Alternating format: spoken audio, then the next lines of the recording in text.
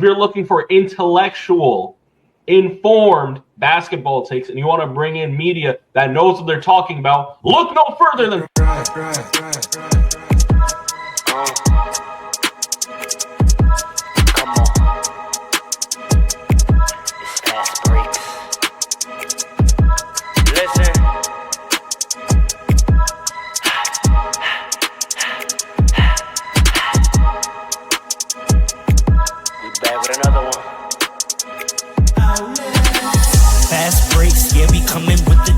never early, never late, but we always push the pace, yeah. And we really study tape, y'all just view the highlights, man, we really watching games, yeah. You just watch from the stands, we run 3-man weeks, Paul, Dre, and Allen, yeah. Way more than a fan, we got love for the game, we don't have to pretend. Got it out the mud like you get it off the glass. I'm to run the fast break, throw me the outlet. Yeah, we got it out the mud like you get it off the glass. Time to run the fast break, throw me the outlet. We on the break, it's fast break. We on the break, it's fast break. Let's go.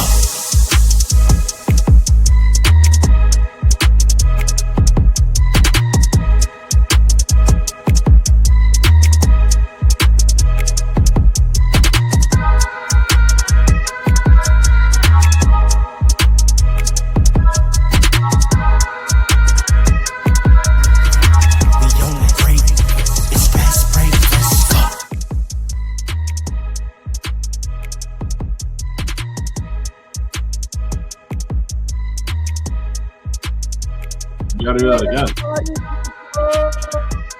Oh, you know what it is. Back again. Ain't trying to squash no beef. We into it. You got your funeral right outside me, Majesty. You changed something different. That was for the kids. We see what's going on TikTok. I love when kids discover songs that we've been bumping for 5 years. It's the best thing in the world. It's gonna come wild now. Songs it's hilarious. Like 10 years ago. It's I love it. I love it. Because allow me to be hype about this song again. Like, I had a great time the first time. I'm here to enjoy this song again. Like, it's a fact.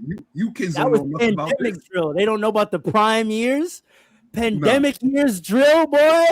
That's crazy. They talking about that like that was like 15 years ago. That was that's not that long ago. That's crazy. Years ago.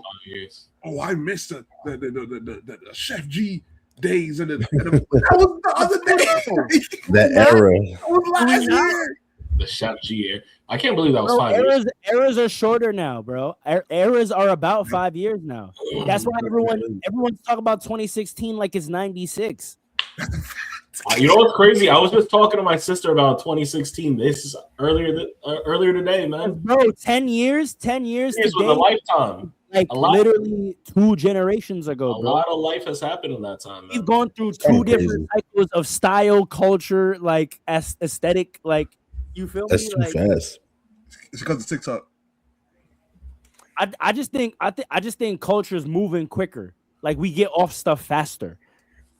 Because of social media, I think it's because part of it, yeah. Things are spreading faster, so they go way faster. Like, I remember, I want to say 2 years ago, it was just hitting me that skinny jeans wasn't the wave no more. Just hitting you? I would say 2 or 3 years ago. You was still wearing those? No, not because I could still fit in them. I'm just saying it wasn't popular. No, like that was like shortly after the pandemic. Yes, it was. That's what I'm saying. 2 or 3 years ago, bro. Like right around 20. Even that was a crazy era in and of itself. The skinny jeans era? Yeah, but that lasted 10 years. We were rocking skinny jeans from 2012. We was rocking skinny jeans from 2012 to 2022. New boys in them. Facts. But then that ended, and then I got myself some nice boot cut, and now they saying in 26 boot cut is done already. It's been done. It's been done. It was done before it started. Listen, you only need Slim Straight. Call it a day. That's it, brother. We talking about style, brother. We not. You have to relax. That's the style. Yo, you can't start being an uncle this early into the podcast. That's all you need. All you need is some Slim Straight. Some Slim is a Straight. good pair of slacks. Chinos, jeans, slacks. Let me tell you. How many church shoes you own, Dre? Mad church shoes. I got But dress he's a boots. low though. That's different. I got Trade in dress the shirts. J's for the church shoes. That's crazy. Say it again. You try trade in the J's for the church shoes. Yeah, Ben. I got sweater vests. Yo, Dre, I got Dre, keep it all the way funky, all the way funky. Selling it. What's up? He's selling it right now. What's up? What's up?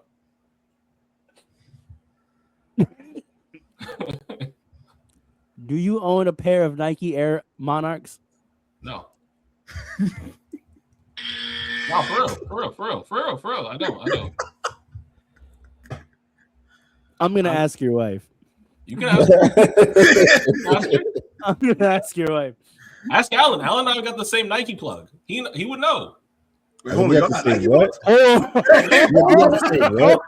a second. Nike plug. Y'all got Nike Oh, plugs. the same Nike plug. Yeah. I said, wait a minute. Wait a minute. Wait, hold on. So wait, y'all been gatekeeping for the podcast? What you mean gatekeeping? I told you this years ago. No, you had a Nike plug? Yes. I don't remember But this. here's the thing: all Nike I told you that years ago. Like 15 years ago. What are you talking about? What does he supply you with? If it's Monarchs, This thing got the same plug. I don't know what he supply you with. I don't know nothing about what you got going on.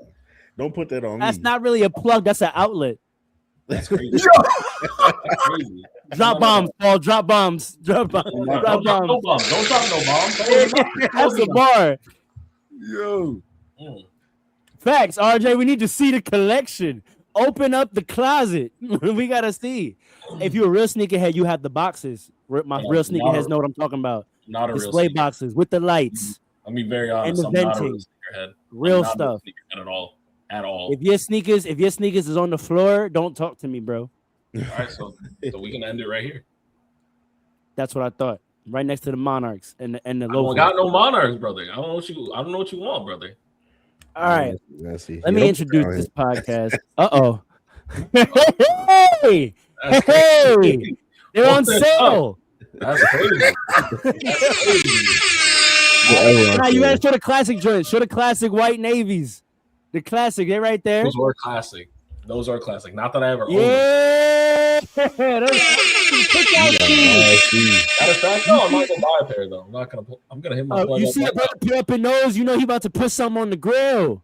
Little pack of chicken, some ribs, They're on sale. dogs.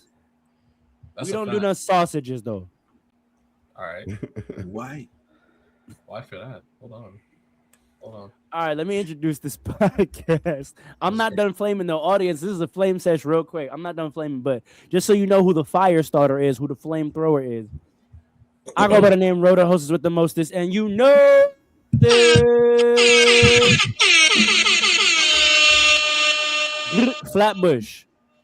Joining me today, as you can very much see, I have the man in the middle, the author. That's trying to flame me for being a Haitian uncle. I'm just, you know what, audience, you just gotta be comfortable with who you the are. sturdy one, That's just what it is. America's favorite Haitian uncle, King Dre. King Dre, sock passe. Proud Haitian uncle over here, man. Mr. Monarch, that's your new one. No. No, don't put that on him. Don't put that on him. The only Monarch I know is the budgeting app. That's all you Nah, need. but you're King Yeah. Dre. We gonna start calling you Monarch Dre. Nobody on Fastbreak rock the Monarchs. Don't put that on us. Kings on and the brand. Monarchs. What's I'm wrong gonna with start calling you Monarch Dre. You're the Monarch. No. The Monarch King Dre. Mm. No. That's kind of tough, but for the reason you can't say it. You ruined it. You ruined that. No. Calling the Monarch is crazy. That's crazy. You see how that's crazy, right? Also with us today, the stubborn one. We call him Coach. Mr. We Don't Care. PRR Sports 1995. Coach Paul. Go on, big up yourself. Don't know the thing already, you know. Shit. Is it? And last but certainly not least, the professional, the architect. We call him Morpheus. Alan, the man with the plan. Come on. Big Jersey. Dude.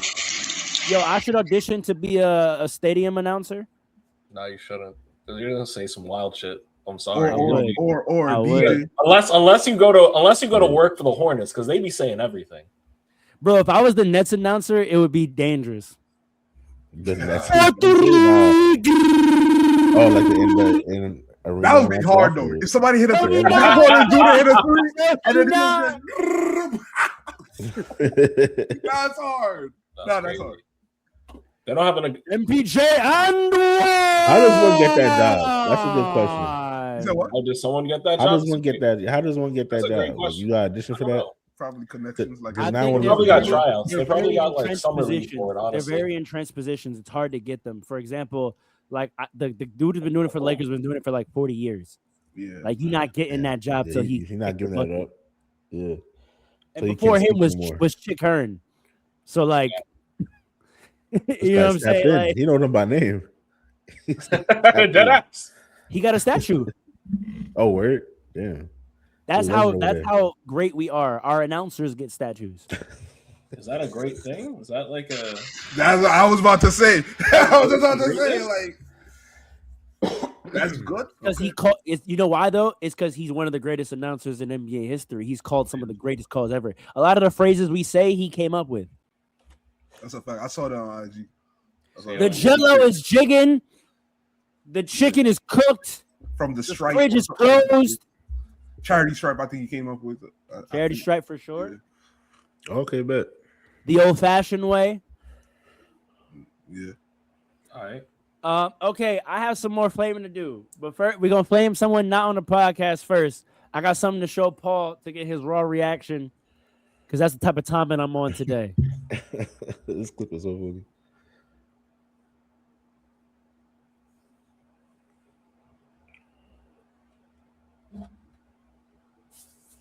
Okay, you ready? Oh, I did see this.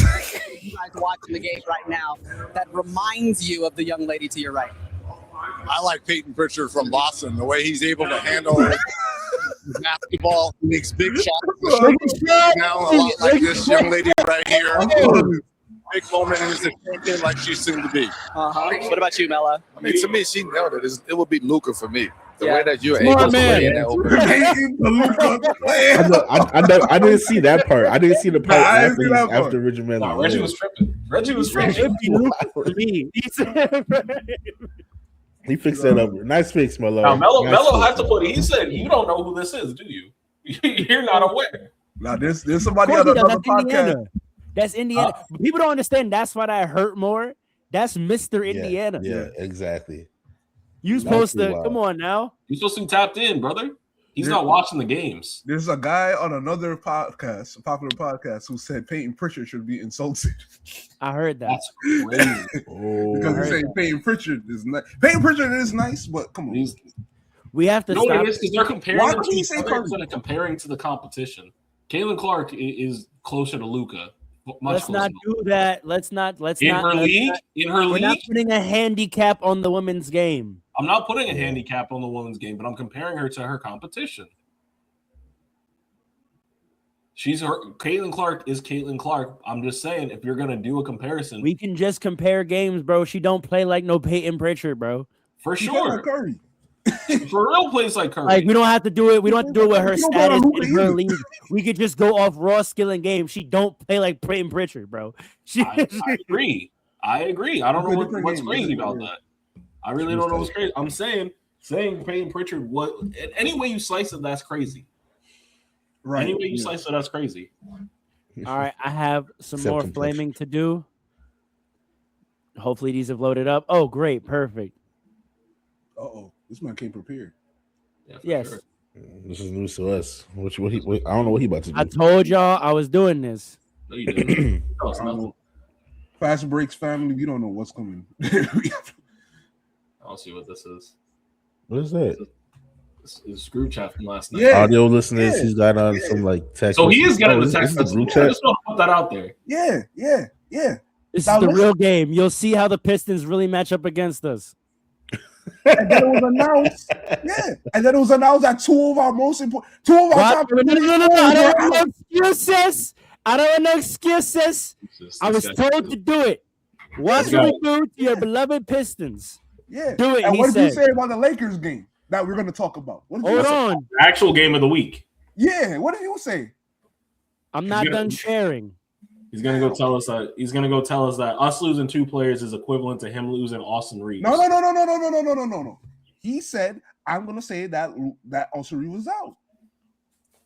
What's this screenshot right here? Yeah, that's what group chat is that? What group chat? You seem to get messages in that group chat. What's going on here? Yeah.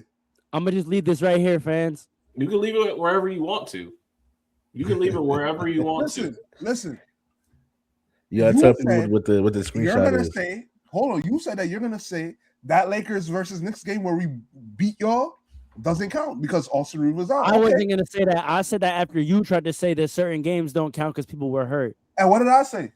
I said you can say that if you want because I believe it's my basketball philosophy that when important players are out, yes, that changes the outcome. That could very well change the outcome of the game.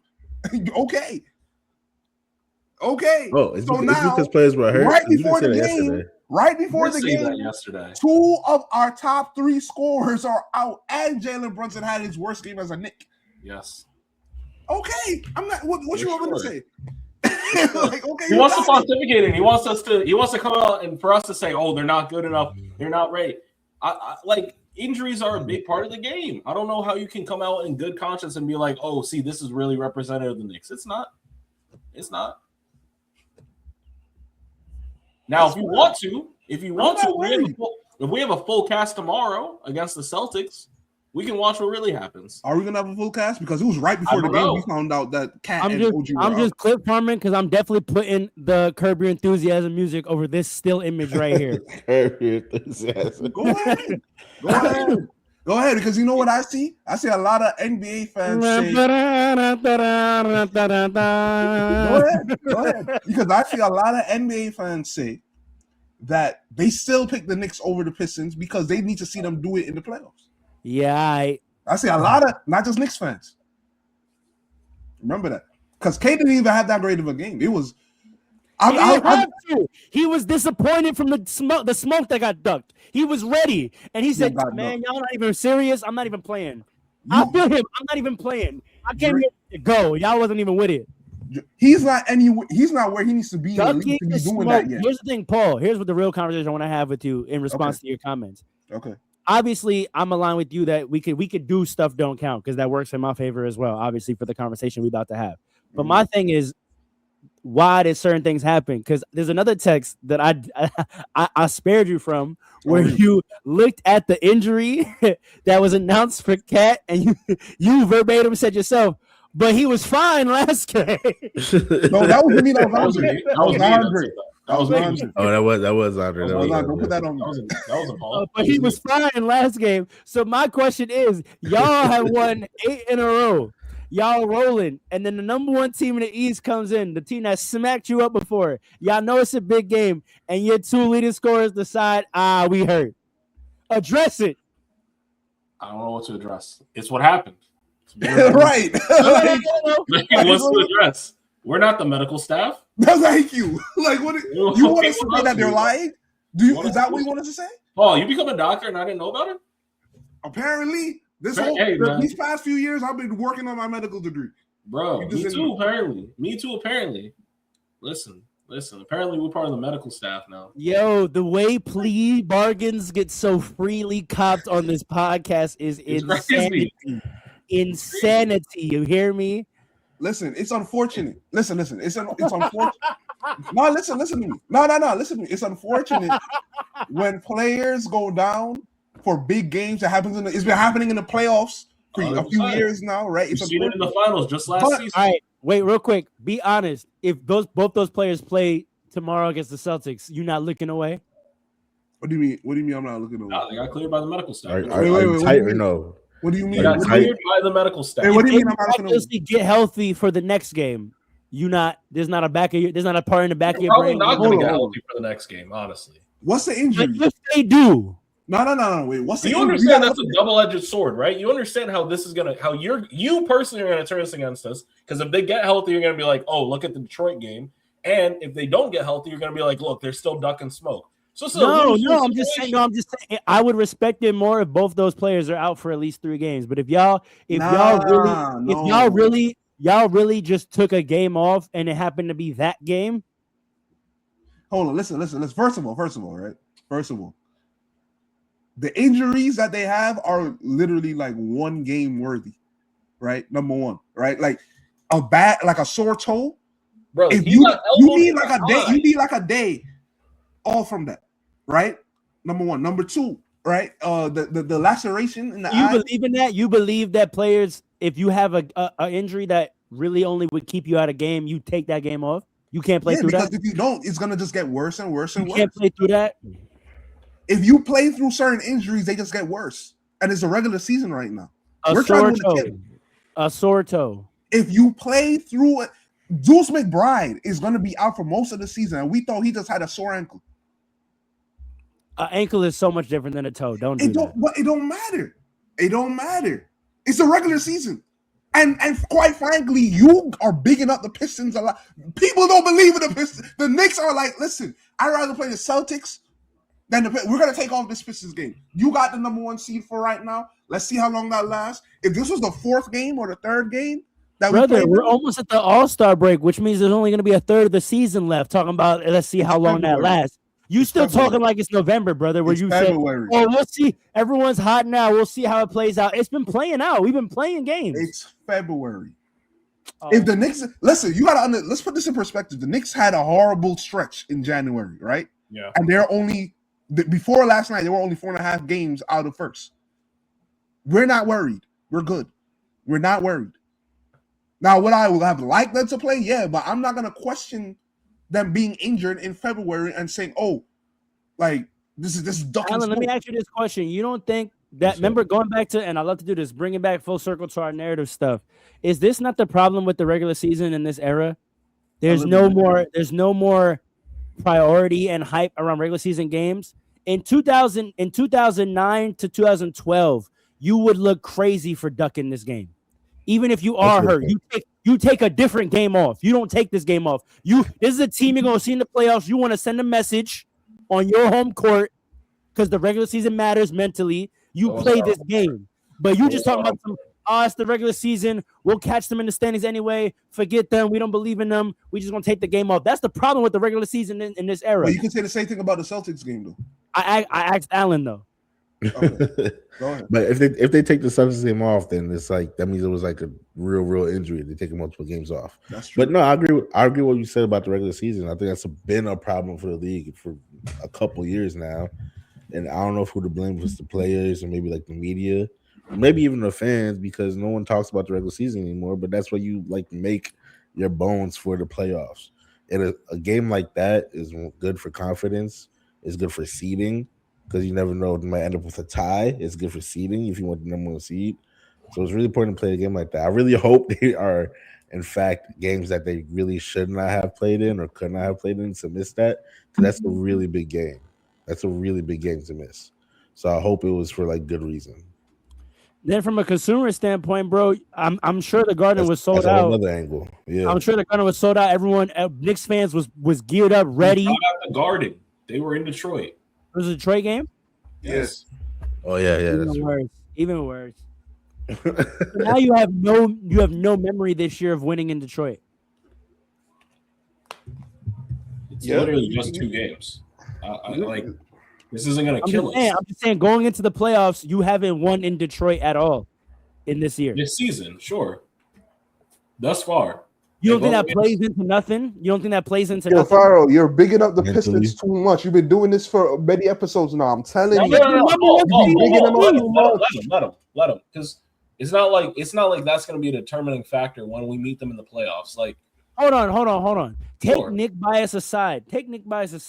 This is also something that NBA media has been criticized for years, is only talking about the big market teams, ignoring other teams playing better. Because real talk, the Thunder should have been getting coverage for the last 3 years. No, Yeah. but and wasn't that a problem? No one would ever talk about the Thunder, and then they mess around and win the chip.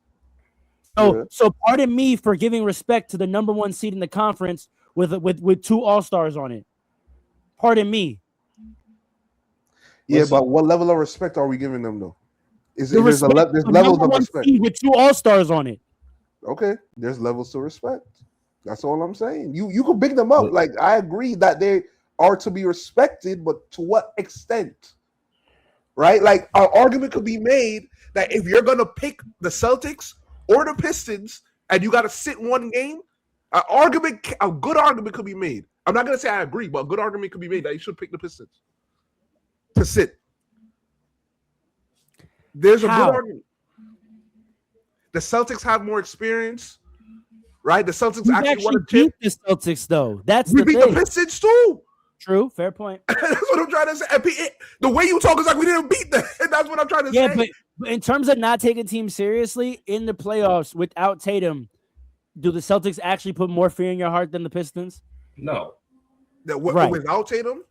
Well, yes, without Tatum. No, I'm going to be honest with you. That Tatum might come back. I'm going to be honest with you. Like I asked the question very specifically. No Tatum in the playoffs. Did the Celtics put more fear in your heart than the Pistons? No. But then again, no team really puts fear in my heart for the playoffs, if I'm being honest. No team in the East. Sound like Ja. We good in the West. You sound like Ja. We fans. Ja was crazy. He's a player. You can't say that. That's crazy. That was crazy him. But we fans. I'm just being honest. I think, especially looking out East and looking at the standings, we got to number one. We have proven over the last 8 games that a cohesive Knicks team is actually unbeatable. But everybody playing, I'm sorry? I said we beat good teams in that stretch too. We beat really good teams in that stretch. So like I said, there's nobody in the East right now that's like, oh my God, they're insurmountable. What are we gonna do? Like, I'm not worried about them. I still see us as a strong contender for the finals, if not the strongest contender for the finals coming out the East. And there's nothing that's gonna stop that. Now, again, right? We can count games where we're injured or we're not playing our best or whatever. You can count it, not count it, doesn't matter. If you want to see how they go and how it happens, or rather how we stack up against good teams, you have a record that you can see in that 8-game stretch where we played good teams and we beat them. We're playing the Celtics tomorrow. We're playing the Pistons. But matchups matter, though. Let's not matchups matter. Sure. Matchups matter. So we can't properly judge the matchup because how many of them were good teams out of those 8 games? Out of those 8 games, at least 3. Yeah. Toronto, Lakers, and the Nuggets. The Lakers and Nuggets were 2 good wins. What was the third one? Toronto. It's a solid win. But you was kind of supposed to do that. But I'll give you that's a solid win. That's another team you were bringing up earlier this year too. No, like I said, it's a solid win because if you had lost to that last game, I would have been like, that's concerning. We also beat the 76ers, which are hot, by the way. Should all those games count? Listen. Should all those games count? Yes. Should all those games count? Yeah, because this is the real Knicks. Yeah. The Toronto win, I'll call you that's a taking care of your business win. All right. It doesn't prove anything, but you took care of business. Okay. Beating those 2 strong Western Conference teams, those are strong wins. I'll give you that. Although we could say one of them doesn't count. We could say one of them doesn't count if we want to play that game. Which one do you want to put? We'll talk about it. We'll talk about it. Which one do you want to put? The Nuggets also didn't have who was it? Aaron Gordon? Yeah, Aaron Gordon. So both games we could say don't count if we want to talk about it. We didn't have Deuce. Huh? We didn't have Deuce and no, we didn't have Deuce and Art on our. Wait. First of all, wait, hold on. First of all, the Nuggets are playing better. The Nuggets are playing better without Aaron Gordon. That's not true. Peyton Watson steps up in his absence. Did he not? That's not the Nuggets have just been steady. There's no playing better with or without anybody. They've just been steady. I don't know if I can say because all right, will we say that Jamal Murray's playing better without Jokic then? He was. He became an all-star because of that. What are you talking about? He became an all-star for the first time because of that. Yeah. I don't like this. Production doesn't mean playing better. Like he did what he was supposed to do. That doesn't mean that when I don't like that. No, but then you're saying that when Jokic is there, he's playing worse. He's just not playing to his fault. He's playing within the team, and we know that not always. Correct. No. What you say is Jamal Murray has been playing excellent all season. When Jokic is there, he does what he's supposed to do. When Jokic is not there, he does what he's supposed to do. But just because the numbers are better when Jokic is not there and they're higher does not mean that was him playing better than when he plays with Jokic. He's been playing phenomenal all year.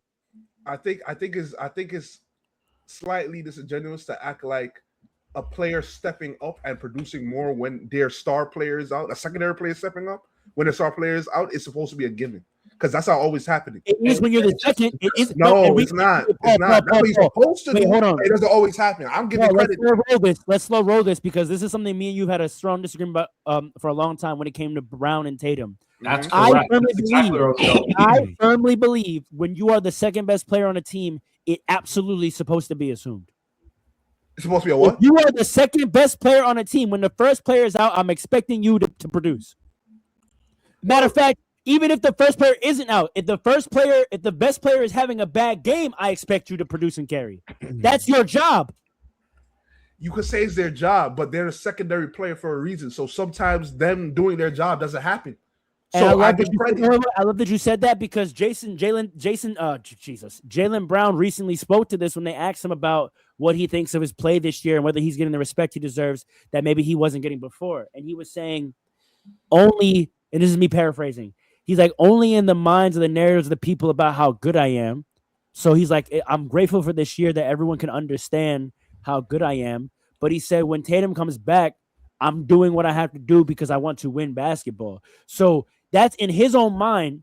He plays second, not because there has been some arbitrary or official determination by the coach that Tatum is better. They have decided intellectually that Tatum having the higher usage works better for their team. So sometimes the reason why someone is the 1A versus the 1B or the 1 to the 2 is not necessarily because you're so much better than this other player, but we play better when we play through this person. No. I think teams make that decision and look at. I agree, but that's what I'm saying. So that's what I'm saying. Don't act like because you're the second best player, we automatically assume you're so much worse than the best so that you get a pass if you don't step up when they're out or when they're not playing well. Sometimes that second best player, you damn near as good as this guy. So if he's not playing well or he's not there, I expect you to play damn near as good as this guy. I don't think there's a single secondary player that you could look at like you're almost as good as that. The teams are looking at them as Jaylen Brown. Yeah, Jaylen Brown. No, I don't think so. I think they gave the keys to Jason Tatum. Jaylen Brown was there before Jason Tatum, you know. You're bugging. Jaylen Brown was there before Jason Tatum. I think still made a conscious decision to give it to Jason Tatum. If you don't think teams are aware that they have to be damn near as equally concerned about Jaylen Brown as Tatum when they play the Celtics, you are sorely mistaken. No. You are sorely mistaken. Of course, I believe that, but I'm saying that the team, the Celtics themselves, they believe that Jason Tatum. No, but see, you're projecting because I just gave you a paraphrase quote from Jaylen Brown saying that's not the case. He was talking, but you said himself. You said, I believe, right? That's what he said, right? That Jason Tatum should have the ball in his hands, right? Oh, he froze up. You hear me? Yeah. You hear me? You think Joe Mazzulla this year is going, oh, I didn't know Jaylen Brown had this in him? It's possible. Hell no. It's possible. Absolutely. Hell no. Absolutely not. I think. Absolutely. Okay. Brad Stevens knew. I'll tell you that. Brad Stevens knew for sure. And he's the GM. So I guarantee you that he wasn't the GM when they got drafted. He wasn't the GM when they got drafted. You know what? Matter of fact, you know why? Here's the biggest clue to me that they knew that. They didn't try to tank this year. That's a good point. No. Why would they try to tank? Yeah, why would they try to tank? They have a finals. I'm out. Name another situation where there is considerable gap in talent between 1A and 1B or 1 and 2, and one goes down for the year, and they didn't tank. Russell Westbrook he became an MVP. What are we talking about? What are you talking about? Kevin Durant wasn't hurt; he was gone. He was gone. There's a considerable. Maybe it's not one totally to one. Different. How is that totally different? That's a totally different scenario. How is it a totally different scenario? Russ became your one. I'm sorry. Russ became your one. He's your one. Jaylen Brown became the one. No, Andre, wait, I got you, Farrell. Wait, Andre. He's saying that you know that this player is going to come back the next year, right? So therefore, why would you not? So this year's a wash. You know what I mean? Because the players come back. Well, with the KD situation, KD left the team. He's not coming back. That's what I'm saying. Name another example where the best player went down for the year and the team he's coming back. He's coming back, and if they think the second player is not even close to how good he is, tell me when they didn't treat the season as a wash. Now, I would say to that when Paul George and Oladipo were together, wash the next year. I would say to you now, Jason Embiid, the first time he got hurt before Tyrese Maxey ascended, did they not tank the next year? Hold on. Who said Jason Tatum is out for the year? That's the key. People ignore that. You think that's the reason why, and not more? We know Jaylen Brown can do what he's Yes, I doing. do. Because if hold on. Wait. Wait. Hold on. You're telling me our supposed best player is coming back, allegedly, right? He has a chance to come back, right? Why not let our? You're listening to him say that. The team has never said that. The team has never expressed any interest in him coming back this year. I know, but you see what you have. Paul, really quick. Even in that, they still not believe in Jaylen Brown enough for something to even get them there. Because he's not coming back. If he's coming back, he's not coming back till late in the season. So they even got to believe Jaylen Brown can even get them there in the first place. Right. That still goes to this point. Because if you thought the distance was really that great, even if he does come back late in the year, you don't think you're going to be there. So it's a wash regardless, which is also what happened with Paul George, mind you. Remember when he came back? It didn't matter. They had already taken the year off. No. Listen, if there's a chance that our best player can come back, right, and our secondary player is nice, right, that doesn't mean that you think he's as nice or close. I think you have to think you're going to be anything competitive. Everybody knows Jaylen Brown is nice. That doesn't mean that they think that he's all-time great, potentially nice like Jason Tatum. There's a difference. That's what I'm talking about. I don't know if you do. I think they absolutely do. Nah, I don't think so. I don't think so. Obvious. I think it's also very obvious that they absolutely do. I don't think so. What tells me that they do is because of the fact that for all those years when like the Celtics were not going to the finals and winning it, they stuck with him and didn't trade him. They could have got some nice pieces for him. They could have got Anthony Davis for him. They refused a bunch of trades to get him. That alone tells me how much they believe in him. My argument, I don't think y'all understand what I'm saying. I'm saying no, I do. We're saying what the point is. I think for the standard we're talking about for those decisions, I do think you have to think this player is damn near as generationally of a talent as Tatum. No. Because we just named a generational talent. Anthony Davis in his prime. This is Pelicans years we're talking about. Remember they were in the running to get KD. They were in the running to get KD. They didn't trade Jaylen Brown for that. Come on now. Wait, when was that? What year was that? A couple of years Warriors. ago. Trade KD for they would have traded for him. The Warriors are going to trade KD. Wait, we'll tell you. Remember when KD tore his Achilles and he was a free agent that summer? The Celtics were in that conversation. Oh, they trade. He would have signed. Right, he was a free agent. It would have had to been a sign and trade. It would have had to been a sign and trade. I don't know if that's accurate. I truly don't remember if that's accurate. It was a sign and trade because when he came to the Nets, it was for cap space reasons.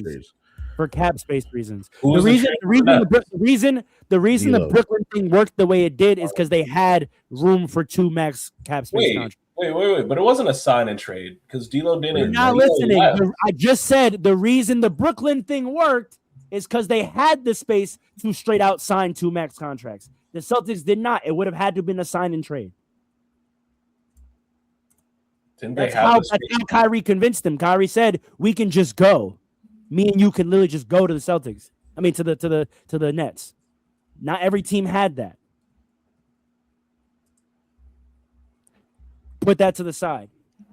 These are all reasons why I think the decision making over the course of the years, and also his performance in their championship run. He won all the MVPs. You think you bigged him up the way you did, and you think the Celtics organization didn't have similar thoughts?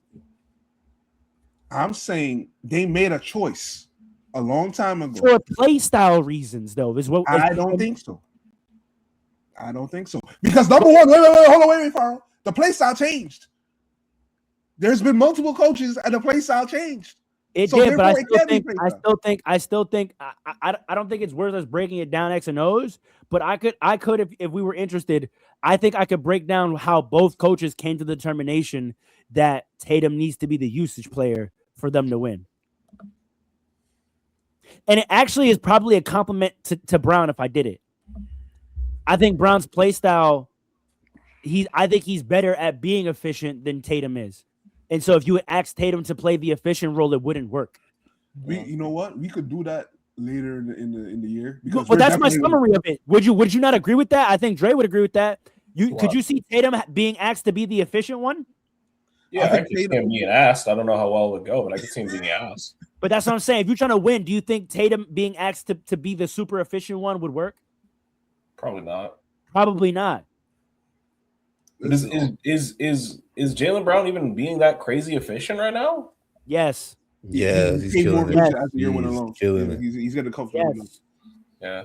Also, it's more so about like if you're the lower usage player, meaning you have slightly less shots, like you have to be effective, you have to make more of them. Like you can't be a high value guy.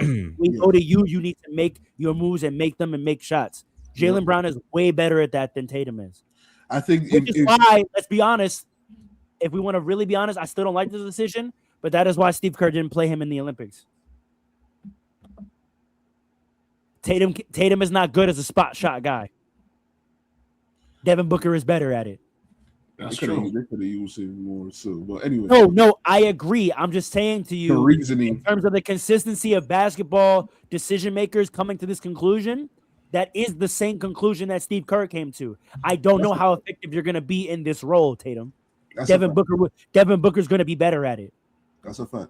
Now, Devin Booker can run up and down 10 times, not touch the ball, and then get the ball in the corner and knock down that shot. You're going to need a feel for it. And we saw that in his play in preseason, in the scrimmages, when what was he going? 0 for 7, 1 for 6. Jason Tatum's the kind of guy that might go 1 for 6 and finish the game 7 for 14. Yeah, that's a fact. That's a fact. Now, I will say that if Jason Tatum got back to the style of play that he had earlier in his career, I do believe he would be more efficient. I don't. But here's the thing. I also think that was part of the coaching decision because I think they like the way they're defended when Tatum's doing what he's doing. Because I agree, I would prefer that, and I think Tatum actually his skill level lends more towards a game that could be super efficient. But I think the Celtics as an organization like the way they look more with Tatum being sort of ultra aggressive and high volume. I think they like the way defenses play them. Forward type. I think they like the way teams play them. Now, it semi hurts Tatum's game, in my opinion.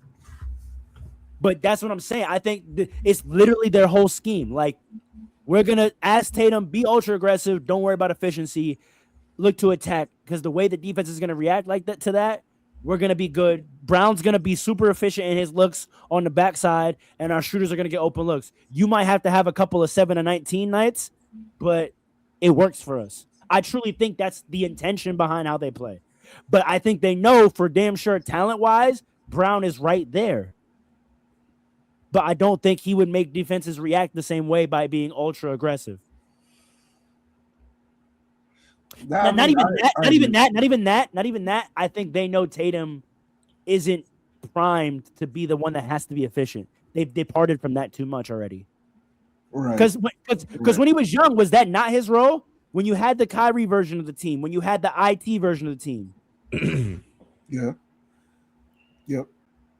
Anyway, but my final point is that y'all can't tell me another time where they considered the second best player being remotely close to the first player, and they took the year off. I mean, my favorite part about this whole conversation is somehow we've avoided the game of the week, so Farrah could avoid. Well, we're talking around all the teams that are within the team. Really, that's not the formula we use. The funny thing about this is that the umbrella of this has been an entire Knicks talk. Really, if you want to talk about it, It really has, because we're evaluating the opponents you have beat in your stretch. That's what we're doing, in fact. But we haven't beat the Celtics yet. You haven't played the Celtics in this stretch. We played them today. tomorrow. Exactly. We talked about the Nuggets and we talked about that. I don't have to retrace how we got here. It's all been from the Knicks for your edification. Sure. Just tell me about what happened in that Lakers game, though. You guys break it down. Let me throw it down. I saw one team ready and one team not. What? All right, I disagree. I want you guys to give your perception of the game. I knew y'all are gonna take a fan approach to breaking this down, even in the win, and not actually analyze what happened on the court. So go ahead. No, I'll tell you exactly what happened. Dre, you first. I'm gonna let Dre and Paul get their fan analysis out the way. Oh no, this is not a fan. I'm not giving you a fan analysis. This is an accurate analysis. The Lakers game typified something that the Knicks have figured out, right? Which is Cat does not play in the clutch if we need a defensive stop. OG is playing like a quasi swingman center, and he's getting boards. He's guarding everybody. And the teams are just – they haven't been able to figure this out for the most part. A team even like the Lakers, who's not a great defensive team, we can exploit. It was only a 12-point win, but it's enough. And I know it went double overtime. And I know, Luka also had a pretty great game. But we can still rely on a guy like Jalen Brunson. We can still rely, even if Cat's not getting big shots. The fact of the matter is the main thing that was causing us to lose games, right? Or in my view, the main thing that was causing us to lose games, we've basically hidden. And there's not going to be any more hunting going on as long as we keep to that strategy and to that formula. So that was the biggest thing that I saw. It started, in fact, in first quarter, I saw Cat get hunted a little bit, like a tiny bit by Luka. And it was immediately adjusted. And it was something that created enough of a gap for us that we can get guys like Jalen Brunson to go off and OG to go off and even Bridges to go off. And we're going to have a great game. So there is a formula that has been figured out and is producing wins, and other teams don't seem to have an answer to it, aside from injury. Well, this is what I'll say, right? Wait, are you I'm done? going to talk about the Lakers. All right, Paul, go ahead. Okay. Yeah, I'm going to talk about the Lakers more than the Knicks, right? The Knicks, let me say this quickly about the Knicks, right? The Knicks are nice. Even when we were losing, we were scoring at the top we were one of the best high-scoring teams in the league, right? So we're hard to defend. It is what it is. When fully healthy, we're hard to defend. So that's that with the Knicks. Now, with the Lakers now, your three-point shooting has been inconsistent, up and down, right? You get Luke Kennard, that helps with that, all right? Good pickup, cool. You got Luke Kennard the other day after the game, after the Knicks-Lakers game, right? Now, the reason why y'all are still considered to be a good team, record-wise, is because of Luka and LeBron. The reason why y'all are not winning the chip is because of Luka and LeBron. Andre, you said Luka had a good game on one side of the ball. Correct. That's not going to work. Correct. That's not going to work. LeBron's productivity on the offensive end has gone down to the point where he's still a good player, but he's not as great. He's not a top 10, top 15 player anymore. Top 20. He's not doing some of the other things he used to do so efficiently. I mean, just looking at the stats of the game, he only won 22, 5, and 6. Part of the LeBron greatness is that you expect 38 and 8 out of him, and I don't know if you get that night by night. Well, that's a little bit of a stretch, but I see what you're trying to say, right? Who the hell is averaging 38 and 8? on LeBron's best nights, that's what he's doing to teams, on his best nights. But he'll do that against bad teams. Correct. You know what I mean? Like he still does it against like the Knicks. Right. No, you're right. Good teams like the Knicks. Yeah. Now, the thing is though, LeBron's offense is not outpacing. It's not canceling out his lack of defense, right? And that's the issue, right? LeBron James is hurting the Los Angeles Lakers. That's what I saw. He looked absent-minded out there on the defensive end, missing coverages. He wasn't playing hard. He was getting blown by. He's 41 years old. Okay, cool. He's 41 years old. But like, what are the Lakers trying to do? Because if you're trying to win the chip, you don't care if he's 41 years old. You need somebody out there that's going to produce on the defensive end as well. Especially when you have a guy like Luka, who's so good offensively. The shots he was making, most of them were well contested. He's just nice. You got to live with it. He wants to contest. Low key, like he's like that. He literally steps back into the contest. He makes like it's crazy. He makes the shot harder just to prove. Yeah, because like, right. But the thing is, on the defensive end, he's gonna give up points. But because he's so nice, it like cancels out. LeBron is not canceling out anymore, and I think that's the issue. Now, the 3-point shooting up and down for the Lakers all year, but you got Luka now that's gonna help a little bit. But that's the problem with the Lakers, right? It is why in the last episode, Pharaoh told me we have the same record. Okay, yeah, we do have the same record, but we're better. So and we saw that. So that's what I gotta say about the Lakers. Alan, can you break down some X's and O's? Because I heard a summary take, and then I heard an analysis of a team. Can you break down what actually happened on the court in Madison Square Garden that day, please? I got a couple of notes. So what I think really worked well for the Knicks is, well, number one thing for Jalen Brunson, we always talk about his passing and everything like that.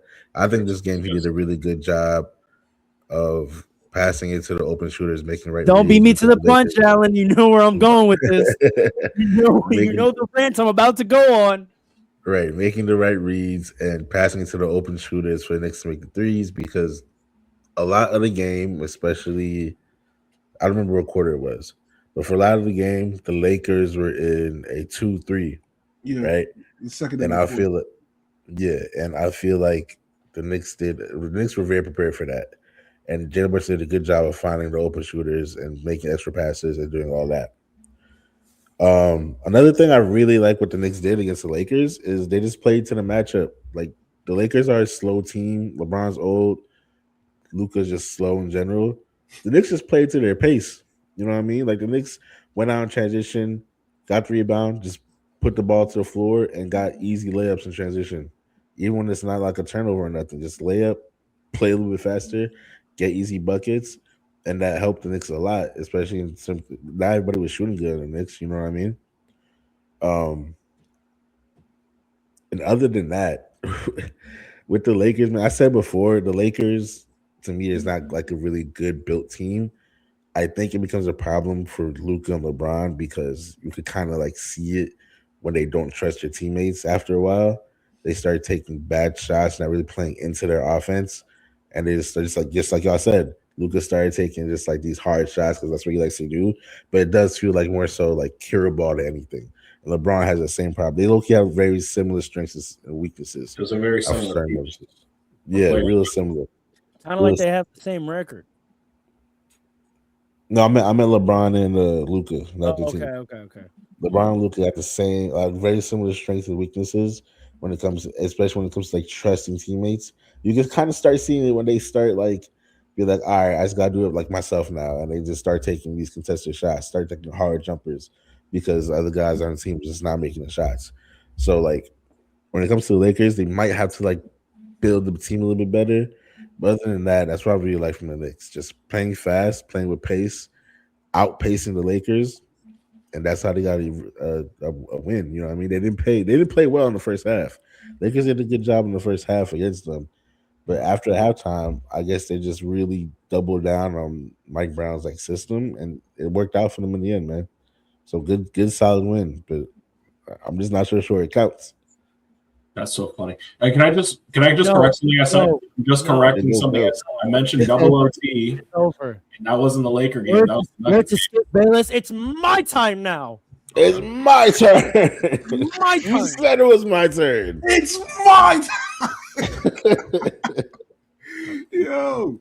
I'm gonna start this off by saying the Knicks. I'm gonna do this. This is for the audience. The Knicks should say thank you. This guy's crazy. This guy's crazy. What should we say? Thank you. Let him talk. Thank you for. You're welcome. You're welcome. Overall thesis, and then I'll get into some real X and O's breakdown. The Lakers actually forced Jalen Brunson to play the way that I said he should play for the Knicks to optimize their gameplay, especially in scenarios where there's a different type of defensive scheme. So that's Jalen just Brunson. Going to be watching like. Did I interrupt y'all? Let him talk. My fault. He's wrong, but let him talk. Jalen Brunson started the game the way he typically does. Quickly was bad from the field. I mean, he never quite found it. He made some good shots in the second half, but overall he was 4 of 15, 2 of 6, only 12 points. Wasn't getting to the free throw line.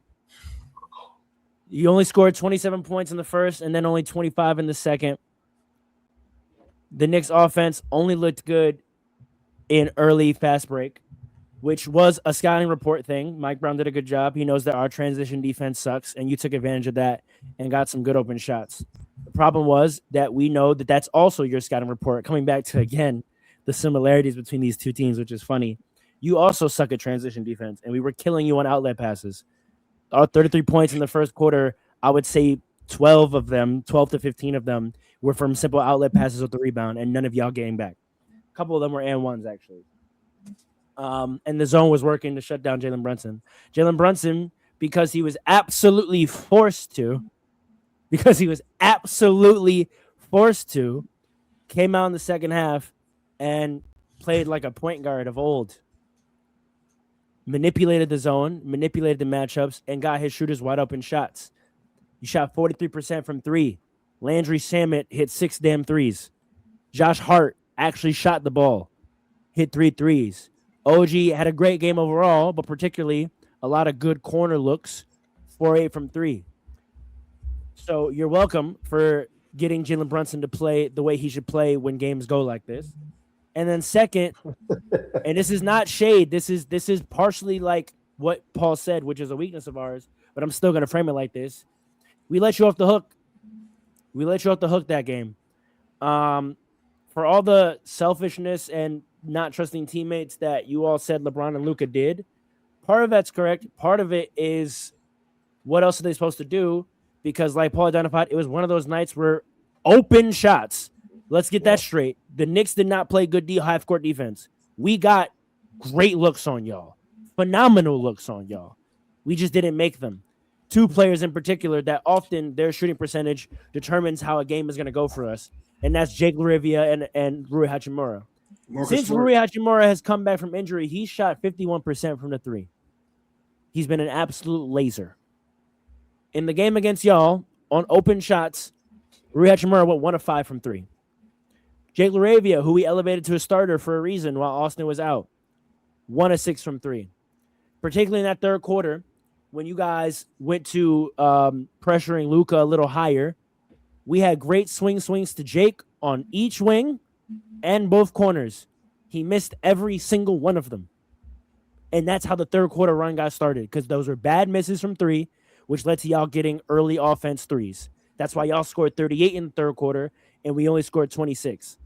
Then that's when, yes, LeBron gets into hero mode, because where else is the offense going to come from? If they're going to double Luka and our shooters are not going to make shots, LeBron is going to go in to try to do himself mode. And even that, it wasn't like he put up a ton of volume. He only shot 15 times, and he was 9 of 15. He actually played an incredibly efficient game. He did. But he wasn't able to get penetration because you guys are long, and LeBron doesn't have the quickest first step anymore. So he can't athletically dominate a matchup like y'all. Y'all are a good team, right? Against a good team, we need Austin Reeves. We need Austin Reeves. We need a third player who is quick enough to get penetration, to collapse the defense, to get his own shot, and to get more looks. But honestly, we need Austin Reeves to be the third player next to Luka and LeBron so that you couldn't double as much as you did. And you couldn't shade and funnel as much as you did, because if you leave Austin Reeves, he's going to knock it down, as he did last night against the Sixers, where he single-handedly won the game for us when Luka got hurt, and he put up 33, mostly by hitting catch and shoot threes. So that issue that you're identifying with the roster at the time, you are correct. With Austin Reeves, we don't have that problem, and that's why if we want to do the don't count game, that game wouldn't count, because we would have blown y'all out if Austin Reeves played the way y'all are playing defense on LeBron and Luka. Nope. Y'all were leaving our shooters wide open. We missed a bunch. We shot 29? We shot 29% from threes. We had 42 looks. I got a question for you. All right. Go ahead. I believe we got to the free throw line more than y'all. We got to the free throw line 19 times. Because the refs don't respect the Knicks. You got to talk about this at some point, but go ahead. That's fine. We could say it. I wasn't making an argument about why. I'm just talking. I know. I just had to get that off. How the game went. We got to the free throw line more than y'all. Mitch did his thing on offensive rebounds. I'll give y'all that. Y'all out rebounded us. But in terms of passing, we made great passes. We had a low turnover game. We only had 10 turnovers. We had 5 steals.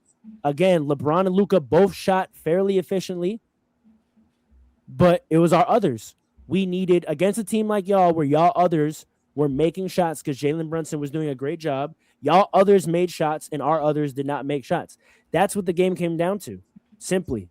Are they okay? It was you get a 20-point night out of Josh Hart. You get a 20-point night out of Josh Hart, and Rui Hachimura doesn't hit any threes. We're gonna lose the game every time. Also, I want to give love to who y'all acknowledge as your problem. Cat actually found a matchup at center that he could win the physicality battle.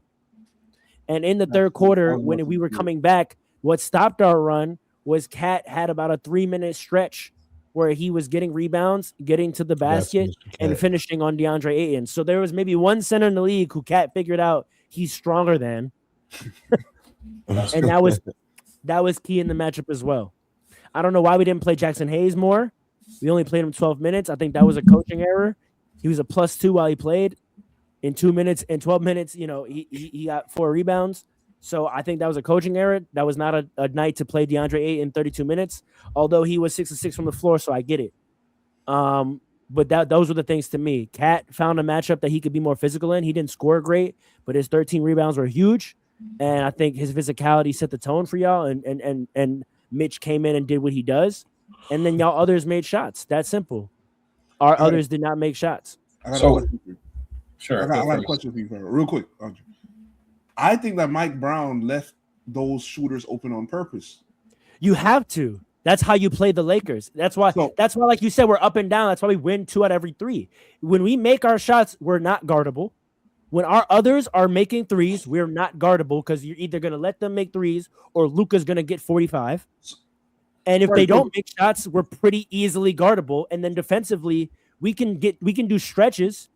But if we're not pairing those stretches with offense, it's not going to matter. And that's what happened with the Knicks. We had a decent stretch of defense in the third quarter, but we couldn't score. So it didn't matter. And then y'all eventually started making your shots again, and it was over. So you trust those others, your shooters on that team? I'm asking. I trust Austin Reeves. Not the rest of them. I trust the rest of them in low volume. If Jake LaRavia has to shoot 6 threes in a game, I know that it's 50-50 we win or not. Because he may make 2 to 3 of them and we'll be all right, or he may go 1 of 6 and we're not going to be all right. And Rui, same thing. Rui, he's gonna get 10 points off cuts and all that stuff. If he has to shoot more than 3 to 4 threes, he may make all of them because he's been dumb hot. He shot 50% from 3 since he came back, or he may make none of them like that night, and it's gonna be tough. The reason why I trust Austin Reeves is because he will be the constant. When the 3 of them are on the floor, you cannot double either of them, because if Austin Reeves gets the ball in a 3-on-2 scenario or a 4-on-3 scenario, he's going to either make a player score 4 out of every 5 times. And that is the key to us. Again, defensively we have problems, but at our greatest strength, because the backside player is Austin Reeves, who is an all-star. And if he gets going hot, then he has the ball in his hands. Good luck rotating to a LeBron diving baseline. I think the LeBron diving baseline or LeBron having to make a shot outside. He's smart enough. He doesn't stand there. He dives. I think LeBron is your weakness, man. No. I've been watching the Lakers game. I'm like, LeBron is the weak on the offensive and defensive end. LeBron looks like somebody that might consider retirement. I'm not gonna hold you. LeBron doesn't have that large of a role defensively. That's the piece that I think everyone's missing. You're acting like the team thinks LeBron is still that guy and uses him as such. They don't. He doesn't have that big of a responsibility defensively. It don't matter. He's not doing his job. He's on the court. LeBron don't get isolated. You're acting like LeBron gets put on an island and killed. That's not happening. That's exactly it. That's worse. He's looking like Cat out there, just losing people. That's not true. That's not true. You got people in the comments right now saying this is the truth. I saw it. I'm telling you. I'm What telling the Lakers are in LeBron trouble. What LeBron does is what most old stars do. LeBron gambles a lot. And that's not good. Old stars don't win chips because of that same reason. You do if you have an overall defensive team where a player can play free safety and there's rotation help. That's the difference. Okay. Well, So if we had real rim protection, LeBron would be free to gamble because a gamble. What does a gamble do? It funnels and opens up the lane, right? I don't want to let you get a 3, so I'm going to gamble on this steal. Or I'm going to gamble on a poke from behind, pause, and I'm going to force you to be into drives. The problem is we have no rim protection. So the problem is not LeBron. LeBron, for what he's asked to do, does a good job. He rotates on time. He closes out well. He didn't rotate on time last night or against the No, you're reading those plays wrong. I know the exact plays you're talking about. It wasn't that he didn't rotate on time. It's what he did when he got there. When he got there, he didn't square up to guard. He went for a steal. Okay. And that's why him and Vando. I know one of the exact plays you're talking about. The one where him and Vando both looked at each other. Mm-hmm.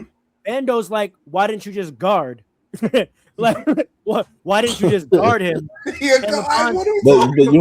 LeBron. That's a problem, though. Thank you, Alan. Get in here, Alan. Hold on.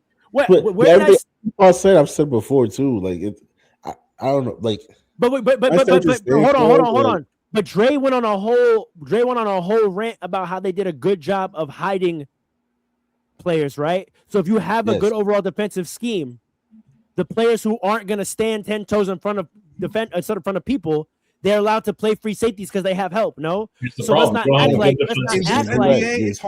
I'm just saying though. But it's hard to hide players.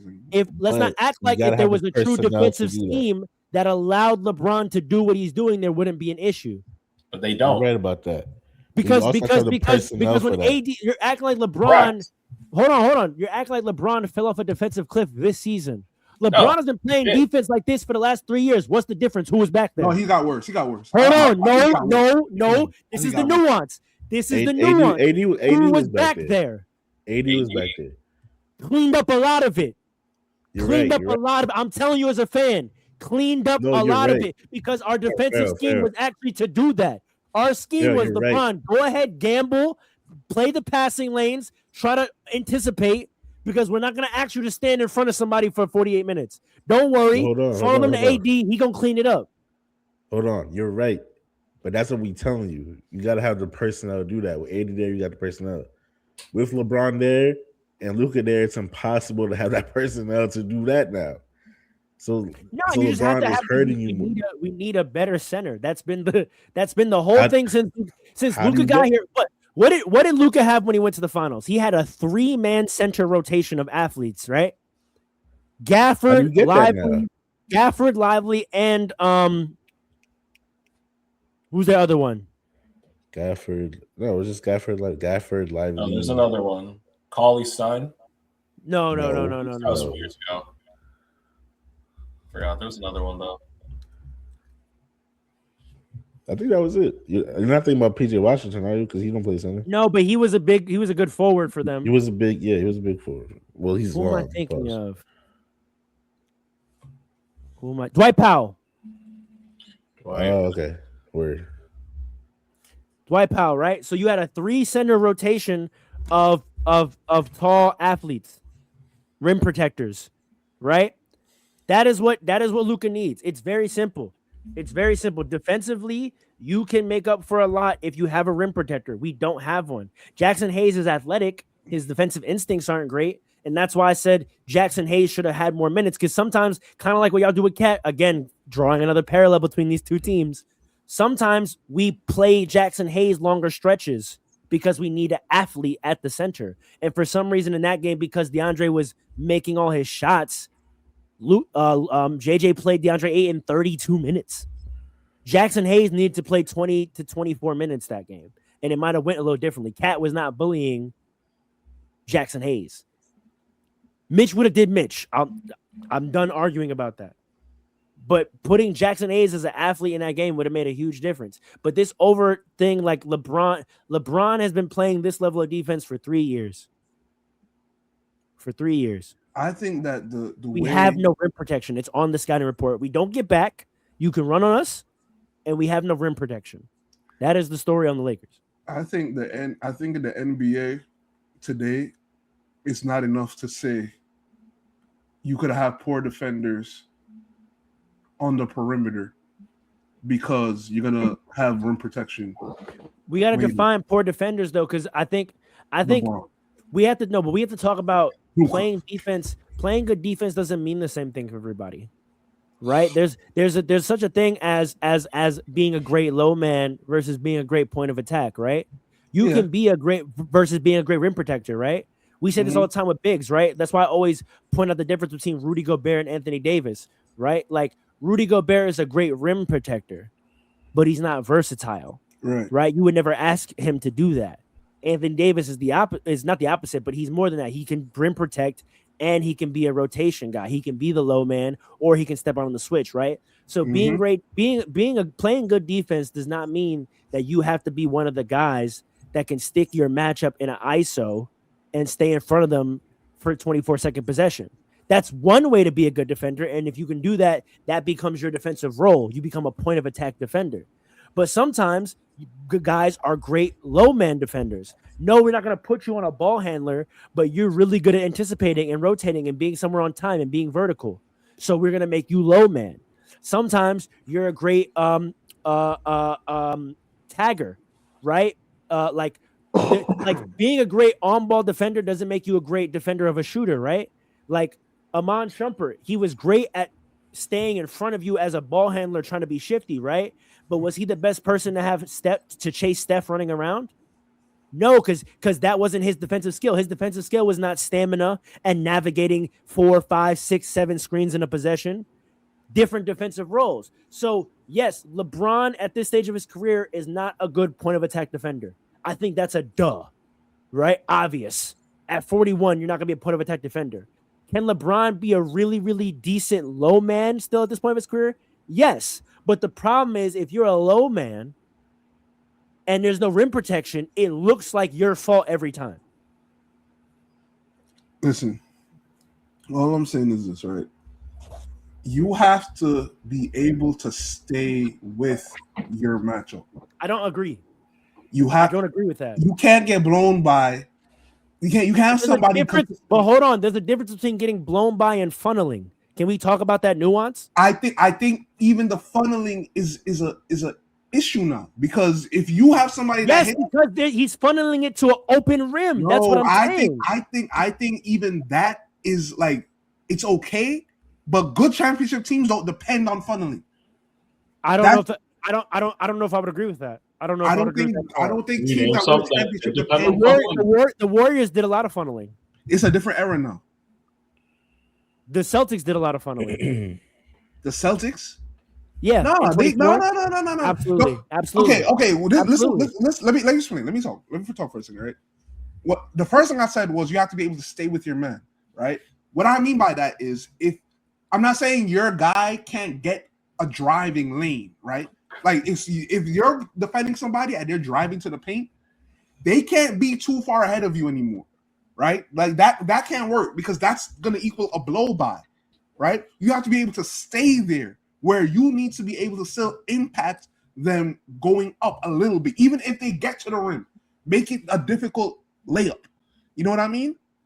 I don't think LeBron James could do that, right? And even if you say, okay, I'm going to funnel you to the paint, to the big man.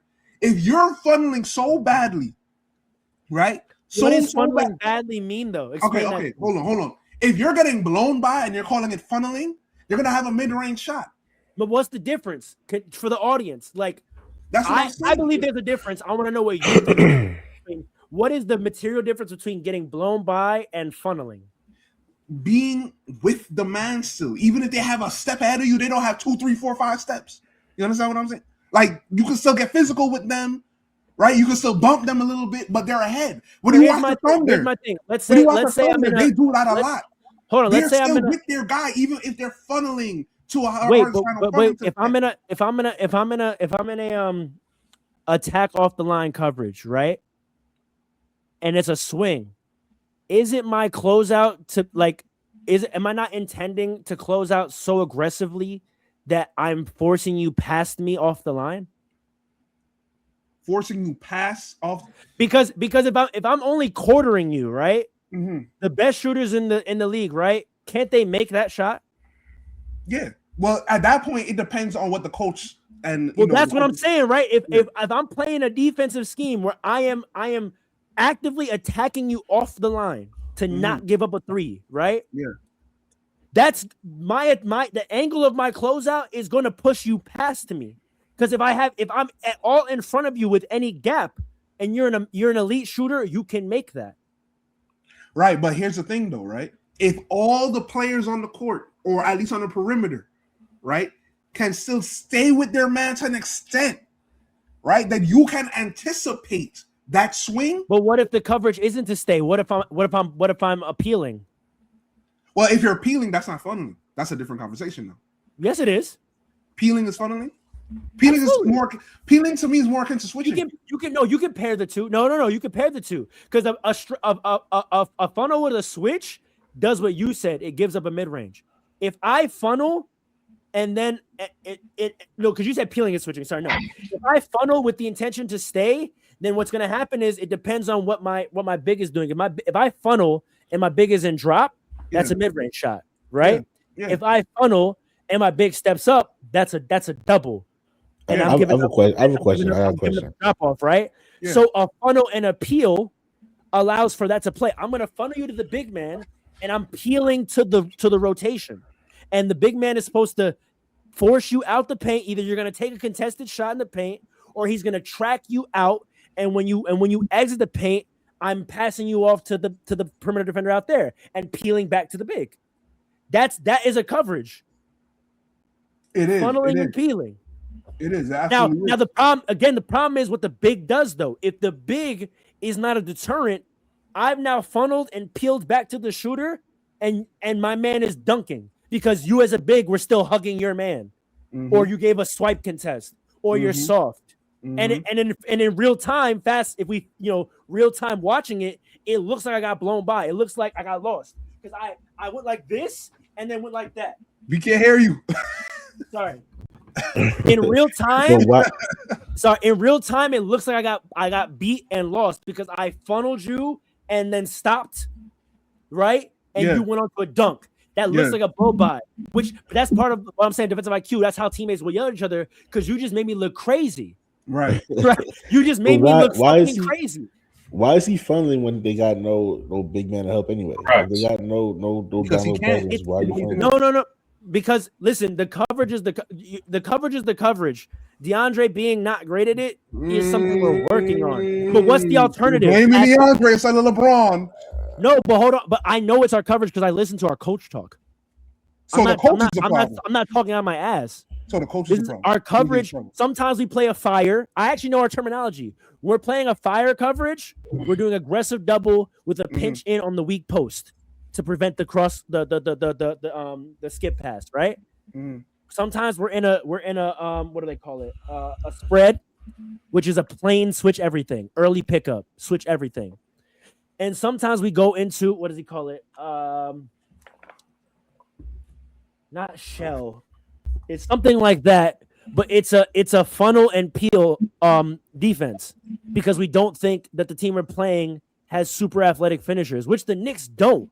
But the problem is if the low man never steps up, it's a fucking dunk for anybody.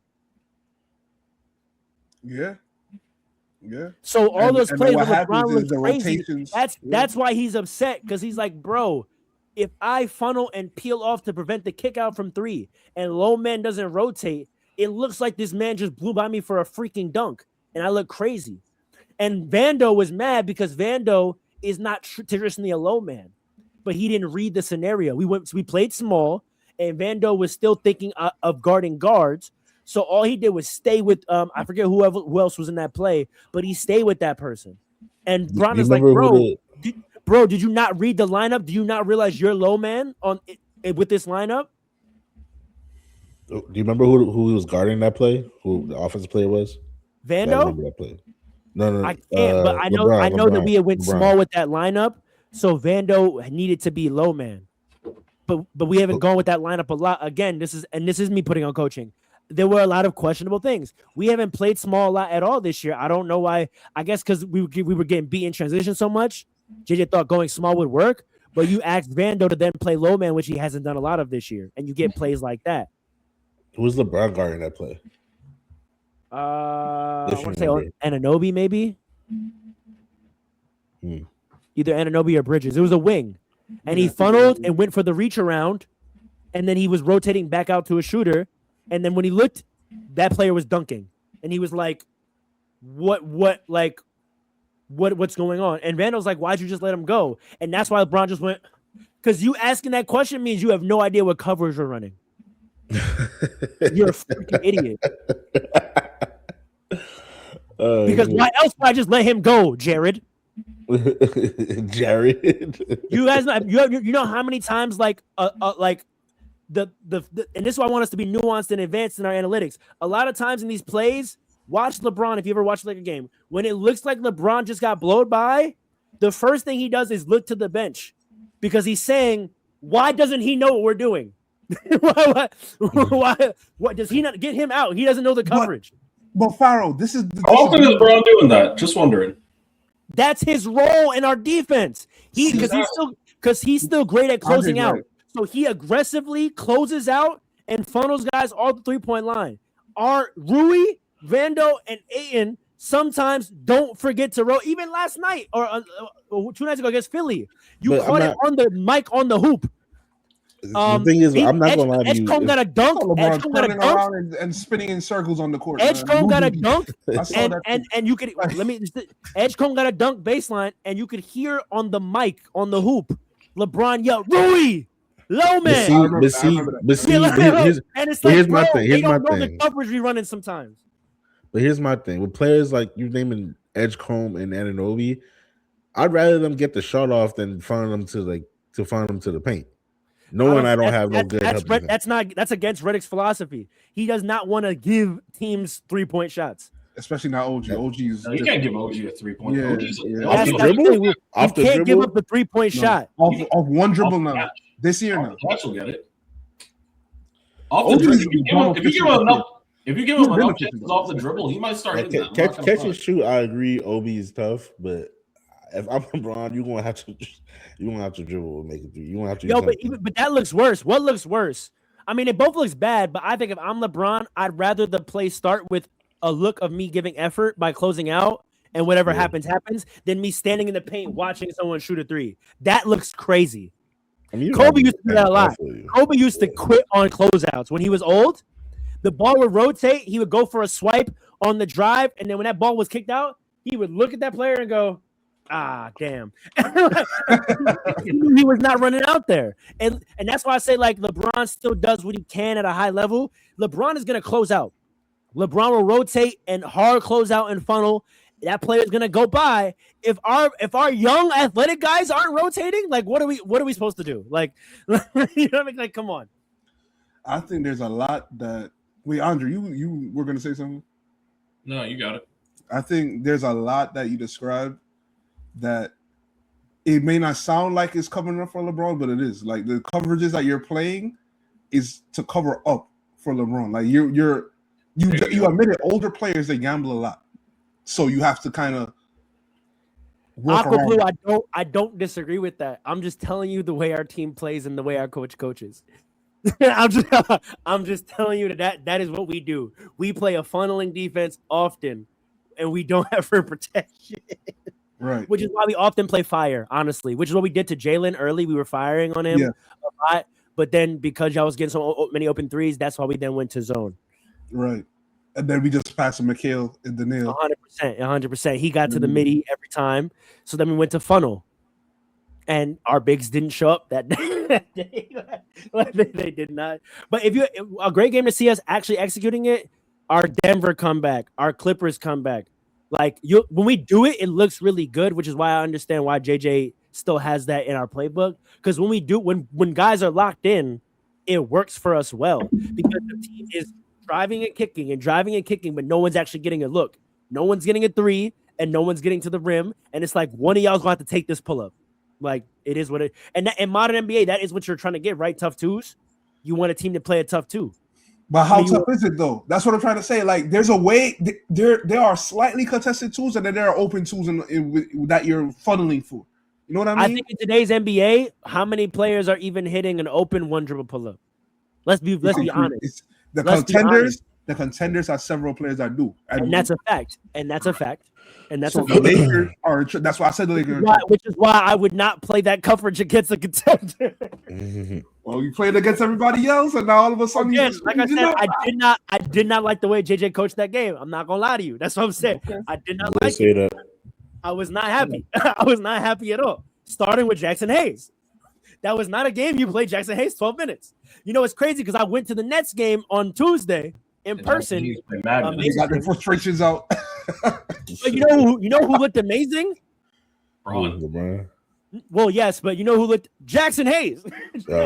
Jackson Hayes had 6 dunks in the first quarter. And I was like, brother, I was like, where was maybe this? he should be your starting center. I don't know, man. We're hearing nothing. My father disagreed with it. And then the news about him getting suspended for pushing a mascot came out, and he was like, that's why he can't start. You know what's crazy? The game he got suspended for, we played the Sixers. Guess who went off? Joel Embiid. And it was like, God damn. Like, we need Jackson Hayes. Like, this is ridiculous. Can't believe Jackson We're having Hayes. these low man issues again. Luckily, you know who solved that? To end this conversation, you know who solved that? And that's why I said that game don't count for playing those rules. Why did it not work for the Sixers? Austin Hillbilly Kobe Reeves. Hillbilly Kobe Reeves. Oh my, nah. So he's really the most important player on your roster. That's what you're telling us. I said that from week one of the season. He is. One of the most important. I said he's the most important player on the team week 1 of the season. That's crazy. He carried us to like a 16-2 record. Is he your best player? He's our second best player for sure. You heard it here first, Fastbreak fan. Heard it here. Right up. And that's not a diss. I think having LeBron James at 41 as your third best player is a flex. The problem is that wasn't the case for the last 2 months. Now it is. Because when Luka went down, that's what I'm saying. When Luka went down, Austin Reeves became our one 2 nights ago. When Luka exited the game, Austin Reeves took over, not LeBron. It's like that. That simple. 33 points. Went crazy. He's nice. Let's talk about the trade deadline real quick and get out of here. Sure. Who was the biggest? Let's start with loser. Who was the biggest loser of the trade deadline? The biggest. What do you got as a loser though? The Miami Heat. You tell me. The Miami Heat, because they did nothing. That's their plan. That's their plan every year. No, it's not. Nah. Every year they have a plan. They strike out every year. Yeah. We don't gotta talk about Pat Riley. I'm not gonna lie. Oh, that's about to get. I was about to go there. Man needs to retire. Stephen A. called him out a few years ago. What did he say? Like last year. It was either last year or the year before. I forgot, but it was recently. He said Pat Riley and his approach to the game, approach to trying to recruit players doesn't work. It was more recruiting. Yeah, it was more recruiting. It doesn't work with today's NBA player. The modern day NBA player. I think it's because in the 2000s, the gravitas of his winning was recent, and so it feels good. But in 2026, his most recent winning was 2013. Yeah. So like you haven't won in a long time to be acting the way you do. I think that's the difference. Like where's your proof of concept to be talking to me the way you are? Right. Now, if we're objective, he's been to the finals twice in this decade. But it's not. Well, hold on. Yeah, but I'm just tossing that out there. To me, that's more on Eric Spoelstra than is Pat Riley, because I don't feel like Pat Riley is putting the Heat in successful as far as GM goes. Yeah, but I think what Pat Riley's aura is that winning is what we do over here. You either get down or you don't. Not that like I'm gonna be like the basketball mind behind it, but I think it's because he has Eric. He's like, listen, you see what we do over here. We got top 3 coach in the league. We're the most healthy, like best physical team in the league, and we know we're a fun market where players want to be. So I'm not bending over for you. Like you could get down or not. See, Yeah, that's crazy. The thing is though, is like I said, approaching the game because of the Heat culture, right? Like the Heat culture and all that comes with it. Like that's why they could. The winning that you're talking about is why they could get away with that Heat culture, with the intense conditioning, and get away with it like it's a bad thing. No, it's not a bad thing. Okay, fair, right? But it's like, what am I playing this hard for? Why am I conditioning this hard for? Very fair. You know what I mean? That's the next thing too. Like, well, what's the point? You know, and like this whole Miami, like you see, like Stephen A. talk about, oh, I love Miami. All those things that you could get in Miami, could get anywhere else. You're talking, you know what I mean? When's the last time you went to Miami, brother? You said what? When's the last time you went to Miami? You could get. I was gonna say, I don't know if you can't get everything everywhere. You could get a lot of those things out there. We live in New York City, man. It's different. It's different. It's different. Okay, all right. It's different. Right. It don't ever get lower than 60 degrees over there. Man. Right, but you could go to LA and get similar weather. LA's different. And LA got the taxes. Don't forget. Okay. That's fair. But at the same time, it's like there's so much money. And without getting too capital P political, Los Angeles, California, state, Florida. Yeah, that's fair. I'll leave it at that. Yeah. If that's where your mind is. I wouldn't say my mind was there. I'm just saying. Yeah, a lot. You could take that many different ways. You could take that in completely different ways. So that's the thing. But yeah, no, I was saying in terms of K-Lo-K. Mm-hmm. If you're looking to live that life, where is it maybe more prudent to do so? I feel like Miami's still the answer. I'm not going to front. It is. That's what I'm saying. Miami's the better place to do it. Yeah, I guess you're gonna be all right over there. I guess. But I heard that Miami, they have a lot that like they make sure their players don't engage in that lifestyle anyway. So it's like that might be part of the problem. In the season, but there's a whole summer. There's a whole summer. And it's different when you live there for real and you play for the team. Let's not front. Okay. Well, it's not working out. You know, people don't care. The players don't care. Working out. That's why I threw out they have been to the finals twice this decade, like more than any other Eastern Conference team. But think about Celtics. But think about think about like how they got there. It's like they got by there. Nobody showing up in the playoffs. Nobody expected them to win. Yeah, but that's the thing, right? So if you're serious about winning, and you're in the East, the Knicks have crept into the chat, but there's a whole other thing that comes with that we can leave alone, right?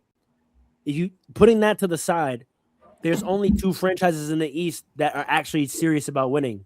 If you're going to be in the East and play for a team, right? Who are those? Miami and Boston. Ooh. Traditionally, sure. I mean, this decade. I mean, Indiana in 2020. Wait, you talk about from 2020 to now? The Knicks. Yeah.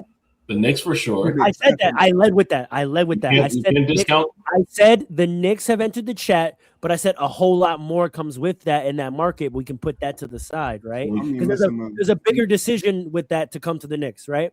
So putting that to the side, acknowledging that they're a part of it. If you put that to the side, if you're serious about winning and you're in the East, there are really only two franchises, even this decade, that are serious. I honestly, at this point, I put Indiana over Miami. They've gone to the finals once. Well, but I agree with him because result don't necessarily mean you're not serious about winning. Because Indiana doesn't seem that it does if I'm a pro. It does if I'm a pro.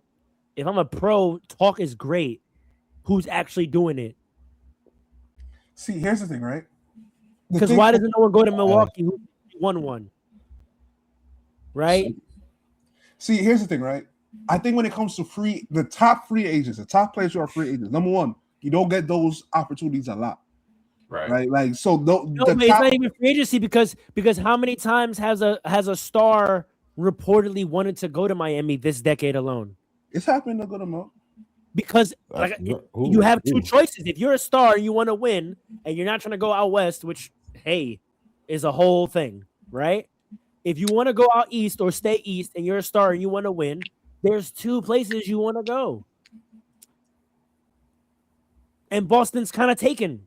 So It's not a surprise that every star that's ready to move on and wants to stay in the East is linked to Miami. And I think Pat knows that, and that's why he moves like that. Like, we're the only ones over here outside of Boston and New York that's dead ass. And you can't go to Boston, and you don't want to go to New York because you're why can't you get you're nobody? scared. Huh? So why can't he get nobody? If that's the case, it's been he's only half a season removed from having Jimmy Butler. I think he's not. He didn't get Dame. He didn't get Dame because the Blazers were being petty. Let's put that on the table. I don't know, man. I don't think he's putting out good enough trade packages. That's the point I was going to make. You could say there's being petty, but you have stars that want to go to you. It's been Dame now. I don't know if it's been Giannis now. That's been alleged. For sure. Multiple stars. I think Dame and Giannis both wanted to be in Miami. Keep it a buck. Yeah, right. Pun intended. Pun intended. So like, I think they wanted to be in Miami together. I wouldn't be surprised if that was together. But if that's true, then Giannis should just force his way to Portland and just make it happen there. He ain't going to no goddamn Oregon. I don't think Dame's going anywhere else. I'm being honest. Giannis is not playing with Dame again. He has to get back on proof of concept first. Giannis is not playing with Dame again. I don't think that's true. I don't think they had beef. I truly think they did that without telling him or asking him. I'm so serious. I don't think I agree with that. I don't think they asked him. I don't think they have beef. I just think that they tried it and they're like, you know what? They were never healthy in the playoffs together. They were never healthy in the playoffs together. Yeah, but even when they were healthy together, they didn't look that great. So, but they were never healthy in the playoffs together, and both of them moved different in the playoffs. The regular season, I understand, but let's not act like we can't have short memories. Damian Lillard in the playoffs is different. Yes, but he's coming off of an injury, serious injury. No, but you're talking about beforehand. I'm just saying, like, they never really had a shot. No, I'm talking about Andre saying you should go to Portland. Right no, now. I just know, but your reason they tried it and didn't work. If you wanted to say the injury is the reason why they shouldn't do it, sure. But I wouldn't say they tried it and it didn't work. They never really got an attempt. It didn't even look good in the regular season. Why are you talking about the playoffs? I feel like it would have. I feel like it would. Cause I feel like it would have looked different if they're both healthy in the playoffs for sure. Dame in the playoffs. Man. I'm just saying, Portland is the ultimate. Might be the ultimate because they have picks, they have Dame, and they have Drew Holiday. Not picks. I'm sorry, young talent. So like, if he I understand why not going to Oregon, but like, for him personally, the teammate he won with and the teammate he allegedly wanted to link up with are in the same spot. Figure it out. He ain't going to no goddamn Oregon, bro. I know he's not. I'm just saying. Is Dame on a 1 year? Is Dame on a 1 year? I don't know. I don't know actually. I doubt it. I doubt it. He's not going back to Portland. 2 year with a player. 2 year with a player option. Probably. Maybe. Meaning he can opt out. I mean, Dame low-key might be cooked. I'm not gonna lie. All right, no, he has a 3-year deal with a player option for the 27-28, which means he would be a free agent in the summer of 27. Which is also the same time that Giannis and Jokic are free agents, by the way. You think he's gonna link up with them? Go on. I'm just saying. At that time, it's not gonna matter who's linking up with who. If we're being so for real. Well, can I tell you who else? Can I tell you who else is a free agent that summer? I'm gonna tell you I don't care. But sure. Davis, Steph Curry, Anthony Davis, Giannis, Jimmy, Jokic, Kat, Paul George, Donovan Mitchell, Kawhi, KD, Zach LaVine, Trae Young, James Harden, Brandon Ingram, Kyrie Irving. Should I continue? A lot of those guys are old. I was just about to say, like, the youngest person is Brandon Ingram, and then the second youngest person is going to be like 32. Okay, let me get to the young guys then.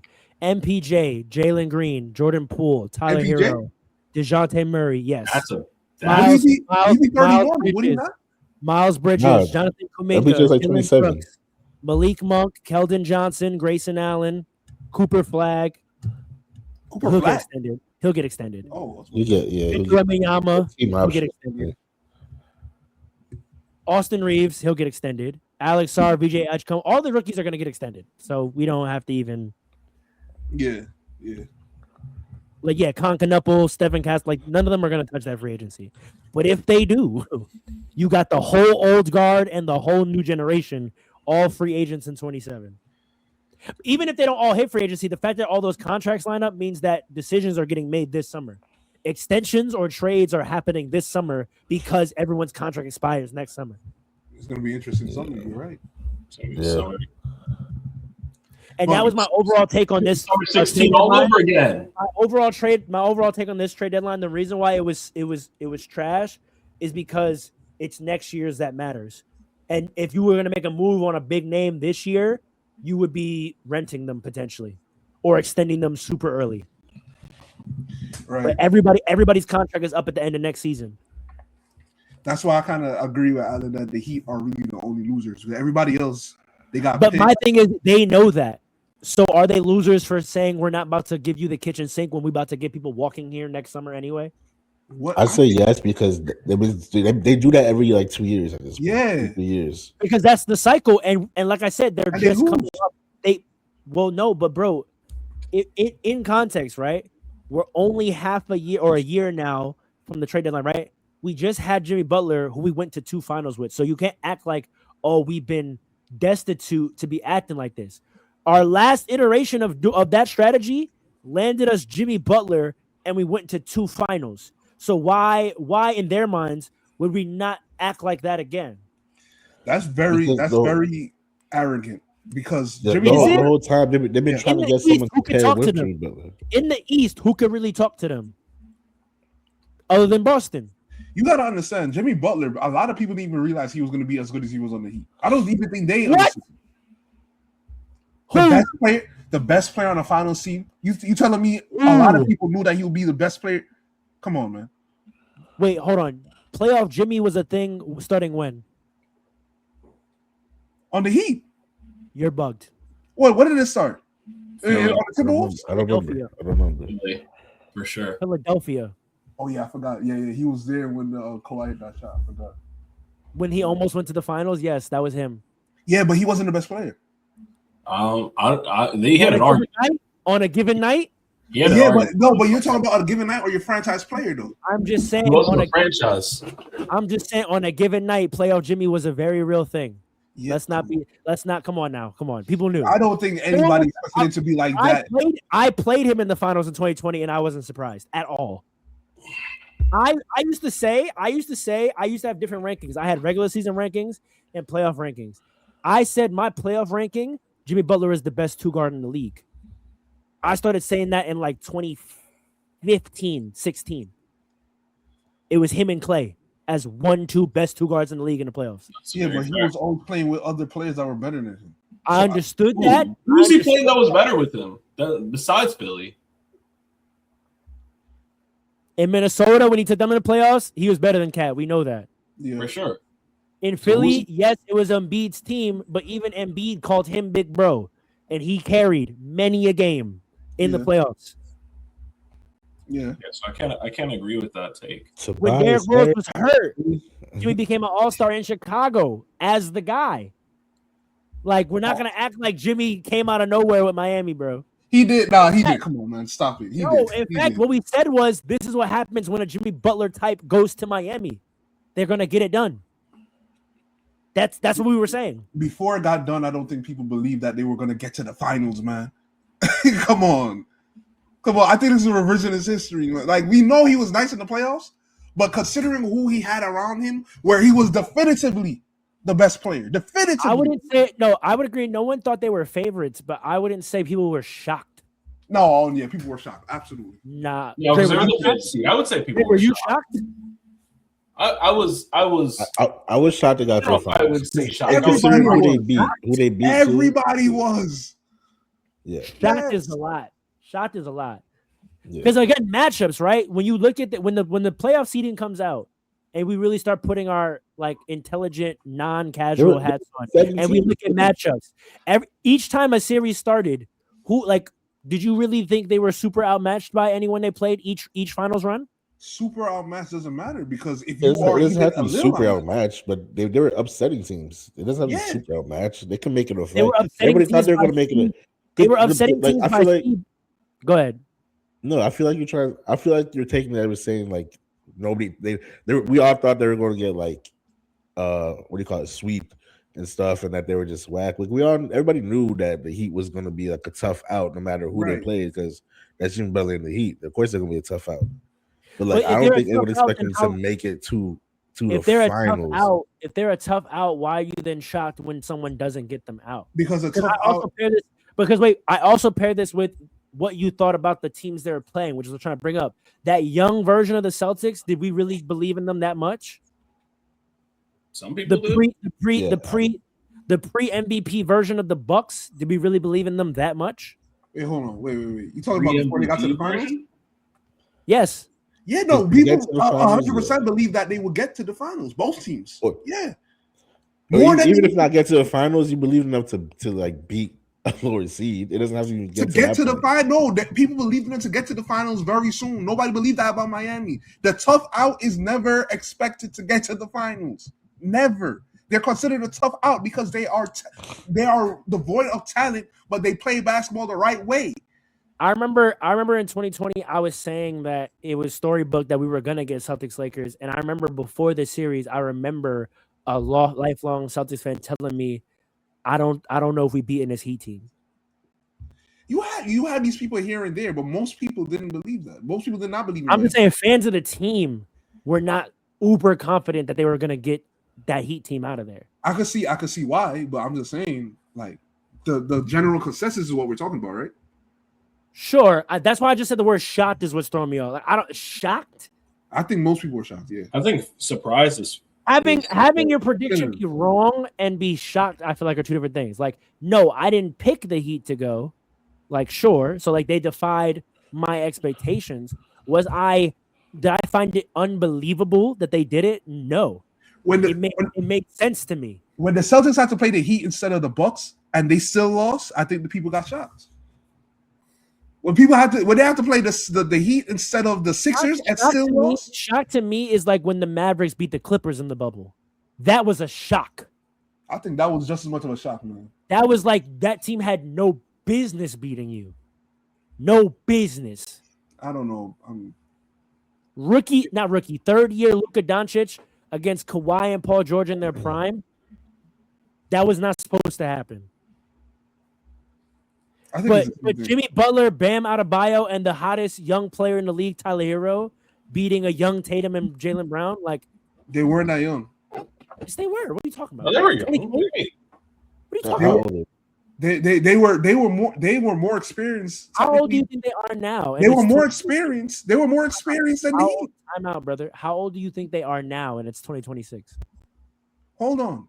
They were in the league for years at that point. That's not what I asked you, though, bro. How old do you think they are now? And it's 2026. Jaylen Brown is turning 29 this year.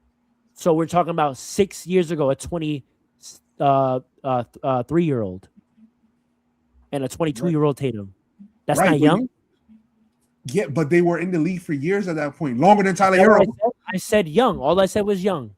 Who else was you brought up Tyler Hero. He was younger than them. But I said Jimmy, Bam, and the hottest young player in the league, Tyler Hero. How much did people rate Bam at that point? Right? What? And then Tyler Hero. That's not accurate. People were rating Bam. People were starting to rate Bam. More than Tatum and Brown? No. I don't know about Is it Bam younger than them? No one said that. No one said more than Tatum and Brown. What are we talking about? I said in terms of looking at it, Jimmy Butler at that time, Bam Adebayo, Tyler Hero, and the vets that they had, it was not shocking to me that they beat a young Jason Tatum and Jaylen Brown. But we understand that. I agree. I understand that. That's all I was saying. But I keep saying that the general consensus, because the Celtics were the Celtics and the Sixers were the Sixers, was that they are going to beat. The Sixers weren't even competitive in that playoff. What are you talking about? In 2020? But they were still considered to be better before the playoffs started than the Heat. The Sixers didn't even make the playoffs that year. I'm talking about the era. Because I was analyzing each individual run. So I was starting in 2020. Well, I'm saying in each individual That's why I said the matchups matter. In 2020, when that bubble playoff started and you looked at the pathways, no team they beat shocked me. Like, I wasn't shocked that Jimmy, Bam, and Vets and young talent beat a young Celtics core. I wasn't shocked. That's what I'm saying. I'm not saying y'all were wrong for picking the other team. I'm not saying that. I'm just saying I wasn't shocked. No, but we get that. I'm just saying that most people were. I guess. And you said shocked is a strong word. No, it's not. It's the right word for most people. It's pretty strong to say shocked. I don't think it's most people were shocked. Shocked is like when the Warriors beat the Mavericks in 07. Like, that's like 8 seed being a 1 seed. That's a shock. I think people were shocked about the Heat. What were the Heat seed that year? Like 4th. What were the Celtics? I want to say 2nd. I think people were saying the Celtics were destined to win a chip. Like, I understand that. I agree. Nobody talking about the Heat. The Heat was just a tough out. I also agree. I don't think that they were comparably spoken about at all. I'm just saying, if you understood basketball, I'm saying after it happened. I'm not every prediction point you're making. Before. I know, and I said every prediction point you're making, I agree with. I'm just saying, when we watched it happen, I find it hard to believe that people saw what happened and felt the feeling shock. like nothing the Heat players did shocked me. I knew that they were all capable of doing that. I didn't predict that they would do that, but it wasn't like I didn't know they could, the way I didn't know Luka was like that when he beat the Clippers. I didn't know Baron Davis was like that when they beat the Mavs. You know what I mean? I knew Jimmy was like that. I didn't think he'd do it against them. Was like that when he beat the Clippers in 2020. He came in the league like that. What are you talking about? That was his first playoff runs. Come on now. Let's not. Come on now. I truly had no hesitation that he was going to beat the Clippers. There was no shock to you when he did versus the Clippers in the bubble? Not even a little bit. I'm going to be honest. I'm not going to hold you. I was surprised that they lost, but the fact that he went off, I wasn't shocked. No, because by the second year. No. You know what? That's correct. That's correct. The win itself, I was like, the win itself was shocking, but I couldn't believe that. I couldn't believe that is when I literally had my jaw to the floor. Like, I actually cannot believe that this touted team with Kawhi Leonard and Paul George in their prime really just lost in the first round to a team with a 30-year player. I could not rationalize it in my brain. With the Heat, it made sense. I was like, oh wow, good for them. But that I get it. Are the Clippers fans still in the chat? Yeah. No, what do we think about Harden and Cavs? Let's wrap this up. What do we think about Harden and the Cavs? I don't think anything about Harden in the house. Cavs, we have 2 playoff chokers on the same team. We'll see how that goes. Not a choker. We're not doing that. Yeah. Who's not a choker? We're not doing that. When is he choked? Donovan Mitchell. When is he choked? Tell me. His teams have lost. His teams have lost. We're not going to call that choking just because your team loses. We're not going to do that. All right. So you got at least one choker on that team. I'll tell you That's that. Correct. Sure. That's correct. When the trade first happened, at first I didn't like it because I was like, why would you trade for Harden, who's at 36? But after looking more into it and what you said, like it makes a little bit of sense because what's his name? Darius Garland is really injury prone. His ankle's like really shot. So if you in a win now mode, I think it makes sense. I think they were just done with the pairing, and I think we knew that 2 years ago, and we were surprised they even brought it back. I think it works out. That on this pod, when they played the Celtics in the playoffs 2 years ago, we said like Mobley being more of a focal point on this team was going to be the better way for them to go, and that we weren't sure this Darius Garland Mitchell pairing was going to work, and then they both re-signed that summer, and we were kind of like, whoa, they're going to try this again, and they tried it, and it still didn't work. I like it specifically because it's like Donovan Mitchell has like 2 years on his contract, so you're kind of like putting this move for that, knowing that if it doesn't work out, he may leave. So like 27. At that point, it doesn't matter if Darius Garland is 26. You know what I mean? So taking all that into consideration, I think it was a good move, especially for both teams. No, I'm saying they've set themselves up for flexibility in 27 with the big class. Because even if you keep Donovan, Harden expires, and we can go try to get another starter pair with him. Yeah. But you're not locked into the DG contract.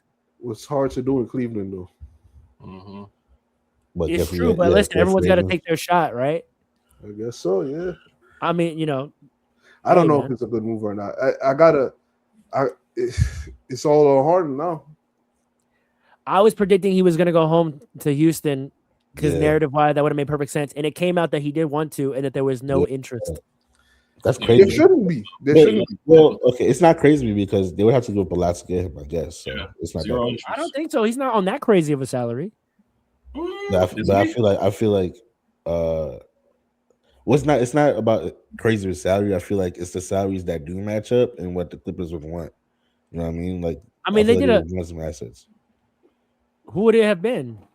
They probably would have wanted, like, let me see, just to make it match up. They would need Fred VanVleet just to make it match up, and to take Fred VanVleet, the Clippers probably would have wanted either Jabari or I don't know if that matchups too, but Jabari or the Thompson twin. And I feel like my point is, I feel like Clippers asking I would have gave them too high Jabari for Houston. I would have gave them Jabari for sure. Ooh. I wouldn't have given them Jabari. 100%. Nope. Y'all know how I feel. Before our eyes. Y'all know how I feel that lineup is too duplicative in the playoffs. You're right, but I feel like their identity is they like being big. I feel like that's part of their identity. So I don't think they will. Remember how I said about the Lakers, how I was explaining that this is their intention, and you all accurately pointed out that that's not good. Yeah. Like I totally understand what Houston wants to do. I don't think it will work. I don't. He thinks Kevin Durant and Jabari are going to be Tatum and Brown, and that's not how it's going to work at all. Listen, I don't think the Rockets are in enough trouble right now to be making such a drastic move like that to go for Harden. The Cavaliers now, usually they look really good in the regular season. Question though, Harden as a sixth man on the Rockets? That'd be crazy. That's crazy. Is he accepting that? He's not accepting that, which is why. How do we know? The money, How do we know? How do we know? How do we know that? Because he's got ego. Are they even allowed? James Harden's got mad ego. Are they even allowed? Are they even allowed? You're not letting that happen. No, are they even allowed to ask Harden if he wants to do that right now? I mean, yeah, what do you mean allowed, bro? Are they allowed to talk to Harden? Let that happen. Are they allowed? You mean during the course of the trade discussion? Yes. Yeah. No, that'd be tampering. Exactly. That's why you only don't if you have permission, though. You have permission. Oh yeah, you guys for permission. Yeah. The Clippers would have had to give permission to his agents and stuff. Yo, what are the Clippers doing though? Can we actually like? Yo, I don't want to talk about them. They're tanking. There's nothing to talk about. Wait, I don't understand. We need to talk about why y'all need to put more respect on Vika Soapbox. Yeah, I was about to say that's a great trade. That's an amazing. They might be the winners of the trade deadline. Honestly, great trade. Pacers, Pistons, and Celtics own this. Okay, you froze, Trevor. Well, the one thing that's weird about did y'all conference? See y'all laughed me out the building when I said that, but I don't understand.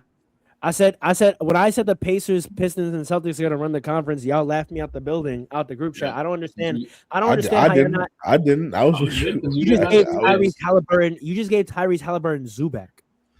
Tyrese Halliburton benefited. And you didn't have to give up Pascal. You didn't have to give up Pascal or Neesmith or Nembhard or Zubac Obi. Can't shoot threes. Right. Does that matter, bro? Yes, because he benefited from a floor spacing center. Wait, so you don't think that Zubac is an upgrade from Miles Turner? No, he is. He is. Because I don't think he fits. Because I would pull up the clips when we talked about centers in this league, and I was trying to give Miles Turner love. I would bet my bottom dollar y'all named Zubac as a center better than him.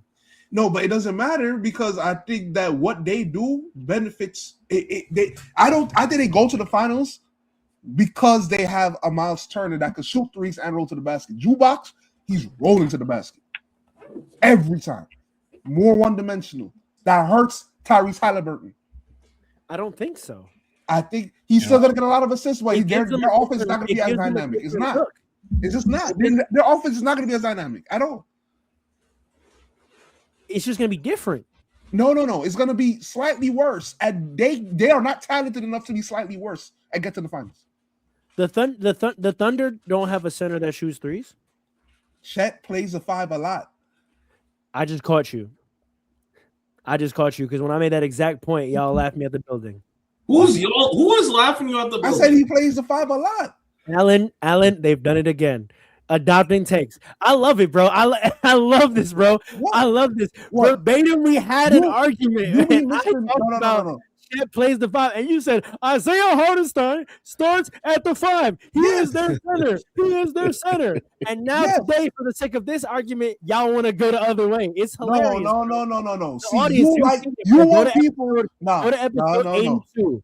Go to episode 82. The problem is you. Yeah, we got the episode number. No. Go to episode 82. The problem is you want everybody to have nuance with your takes, but you don't have nuance for nobody else's takes. That's the problem. I just stay consistent in my nuance. No. I am consistent too. You just don't want people to have nuance for anybody else but you. I know that they. What did I say in that? Nuance. Listen, if I say Isaiah Hartenstein is starting 5 because you say he's not, right? That doesn't change the fact that I still accepted that Chet plays the 5, and I probably did say that in that. No, but you're erasing the context. Why were we saying that? Because we were talking about the play style and how they usually play in terms of the skill set of the people on the floor. So you can't, in that argument, say their play style is more determined by the fact that Hartenstein actually is their 5. But now we're talking about play style and Zubac. You're going to say no, actually their play style is more determined by when Chet plays the 5. That was the exact argument we were having about what their play style caters to more. Does it cater more to Chet when he's the 5, or does it cater more to Hartenstein when he's the 5? What did I say? I said Zubac is one-dimensional, right? The Thunder have an option. Answer my question. Hold on. The Thunder have an option in playing Chet at the 5 or Hartenstein at the 5, but Hartenstein is starting 5. They can't do that with Obi? No, they can't do that with Obi. I'm a Knicks fan. I know they can't do that with Obi. They could try. But they're not going to work. Obi shot very well in the playoffs last year. He cannot play a 5. All right. He's a horrible 5. They tried it. They beat your ass. Yeah, all right. Do it again. Do it again. Alan, tell me real quick how hold on, Alan. Tell me real quick how you acknowledge that Zubac to Indiana is actually an incredibly consequential trade. One, Zubac is more talented than whatever center they already had there. So that's one. Thank you. Automatically offer that's better. They already lost. Your point is moot ball because they already lost Miles Turner. Thank you. Like it was already like the issue, but it's moot. They already lost Miles Turner. Yeah, they went from trash to good, but not as good as they were before Miles Turner. You did not replace Miles Turner with Zubac. You got somebody who completely changes their much better player. I agree he's better. But it doesn't matter. You can't just put talent together and win. We know that in this era. I think Zubac is a very good offensive center. He is. Offensively and defensively, actually. I think he's kind of underrated defensively. Miles Turner played good defense. Rebounder.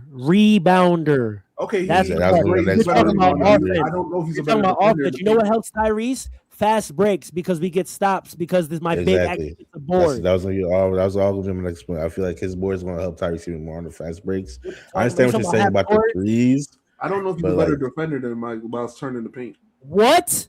Miles Turner was a good defender in the paint. No, Miles Turner in the paint was a great paint stop. He's just not a great rebounder. Right.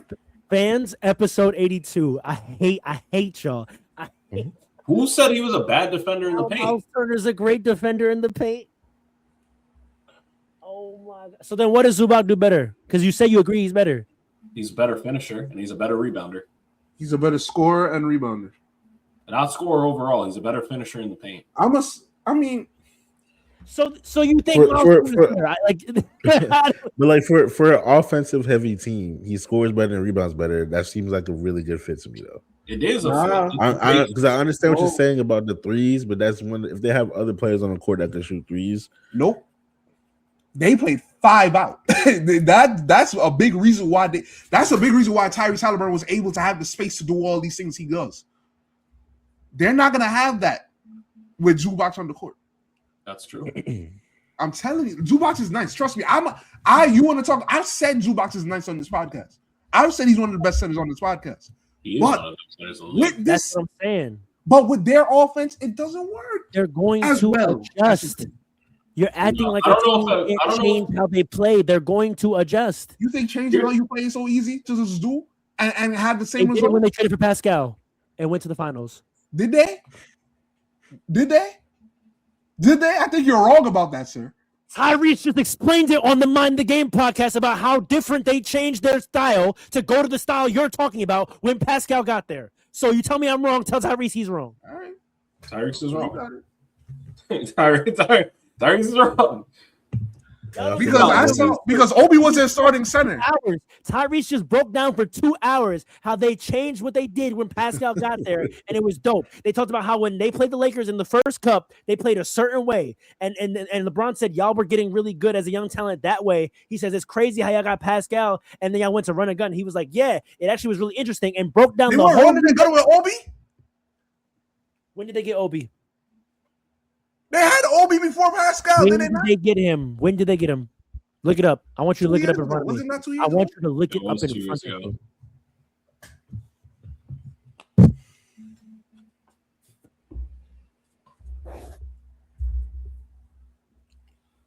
All right, hold on. I don't even know why I'm arguing with you. You could go watch Tyrese say it himself. Like, why are we even going in the back and forth? The man said it himself. I don't like 2023 season, 23-24 season, they got Obi. Okay. What they got Pascal after, did they not? I want you to just go listen to what Tyrese said. I don't know why. Okay. Why are you arguing with me? All right, so Why are you arguing with me? okay. Okay. You think I'm lying about what he said? The man said they changed the way they play when they got Pascal. That's I'm just saying. Okay. Players say a lot of things, man, but okay. I know they definitely gave Pascal the ball more in the. That's so you think he's just wrong that they actually play the point guard of the offense? You think is just wrong that he thinks they play different, but they played the same? The difference that I noticed, tell me if this is what he said, because I did not. I'm not a mind the game fan, or I don't care about that. Right? We know. Yeah. Yeah. He didn't even get the shade, Alan. He didn't even catch the shade. What shade? Exactly. I don't care about what LeBron and JJ got to look at what the mind the game is doing for the Lakers right now. Like,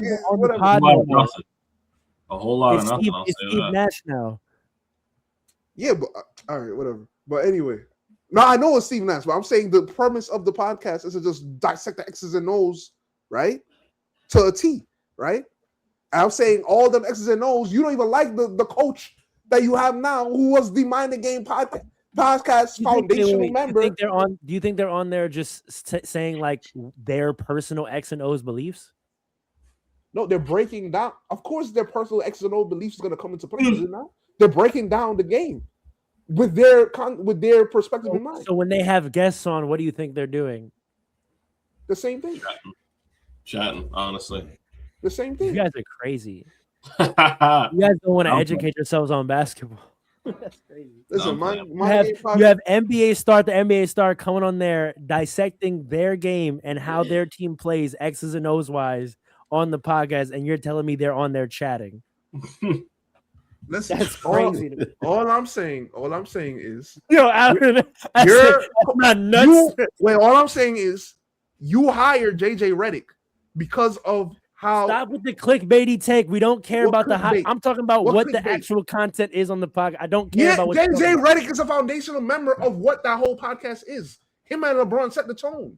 Yes, Jade, you can disagree with JJ Redick's own philosophies about basketball. Does that take away from the fact that on that podcast they are breaking down the X and O beliefs of various people?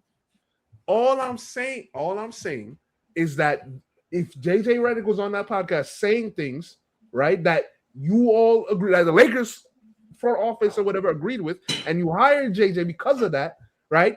And there are things that now they don't like. But it's the same guy with the same philosophies and the same. What I'm saying is, talking heads, bro. That's such a basic ass take on the podcast. That's basic as hell. Them having X and O conversations curated with guests in the NBA has nothing to do with JJ Redick's coaching ability. Like, it's a ridiculous assertion to even try to connect it to. I don't know if we're going anywhere with this take. I'm gonna be honest. I don't know if we're going anywhere here. I really don't. Listen. All I'm saying is people say a lot of things, right? And players lie, right? NBA players lie a lot, Let's not act like they don't. They say a lot of things. You think he lying about that though? That's a crazy thing to lie about. That's Well, so- I was going to say what I was going to say before I was interrupted was that the difference I see is that they gave Pascal the ball by the elbow and on the block a lot more. They weren't doing that before they got Pascal because they had nobody to do that with. That's the only difference. Outside of that, Pascal is shooting threes like Obi was. So you don't think, like in the same way, they'll get a player with a different skill set than what they've had before? They won't figure out how to use that player with that new skill set that they didn't have before? You That player's skill. What if that player's skill set counteracts with other players' skill set in the same lineup? What now? Pascal's gonna have to take more threes. We'll see. Make more moves. We'll see. The only thing I'd add to that is just they're not better than the Knicks. The Knicks running the East. That I know that's all you really wanted to say. So stop with the. I broke down why. All you really wanted to say. You could just say that. Oh, next time. I'm breaking it down first. Next time, save us 20 minutes. Save us 20 minutes and just say that. Just say that. I'm breaking it down. If I was going to work it, that's what I was going to say. You don't like it. The whole reason that we got tight with you saying in the chat, like, oh, it's going to be the Celtics, Pistons and Pacers, is because how are you going to just skip over the Knicks, which is a consistent thing? How did I start the convo? What did I say? You said Pistons, Celtics, and Detroit. What did I say? You said the Knicks better win it this year because the that don't mean anything. That's not the same thing. That don't mean anything. That means they're contenders this year. It acknowledges that you all are contenders and that the road gets nice this year. Damn. I'm talking about next year. You're being intentionally obtuse and dense right now. How am I being intentionally obtuse?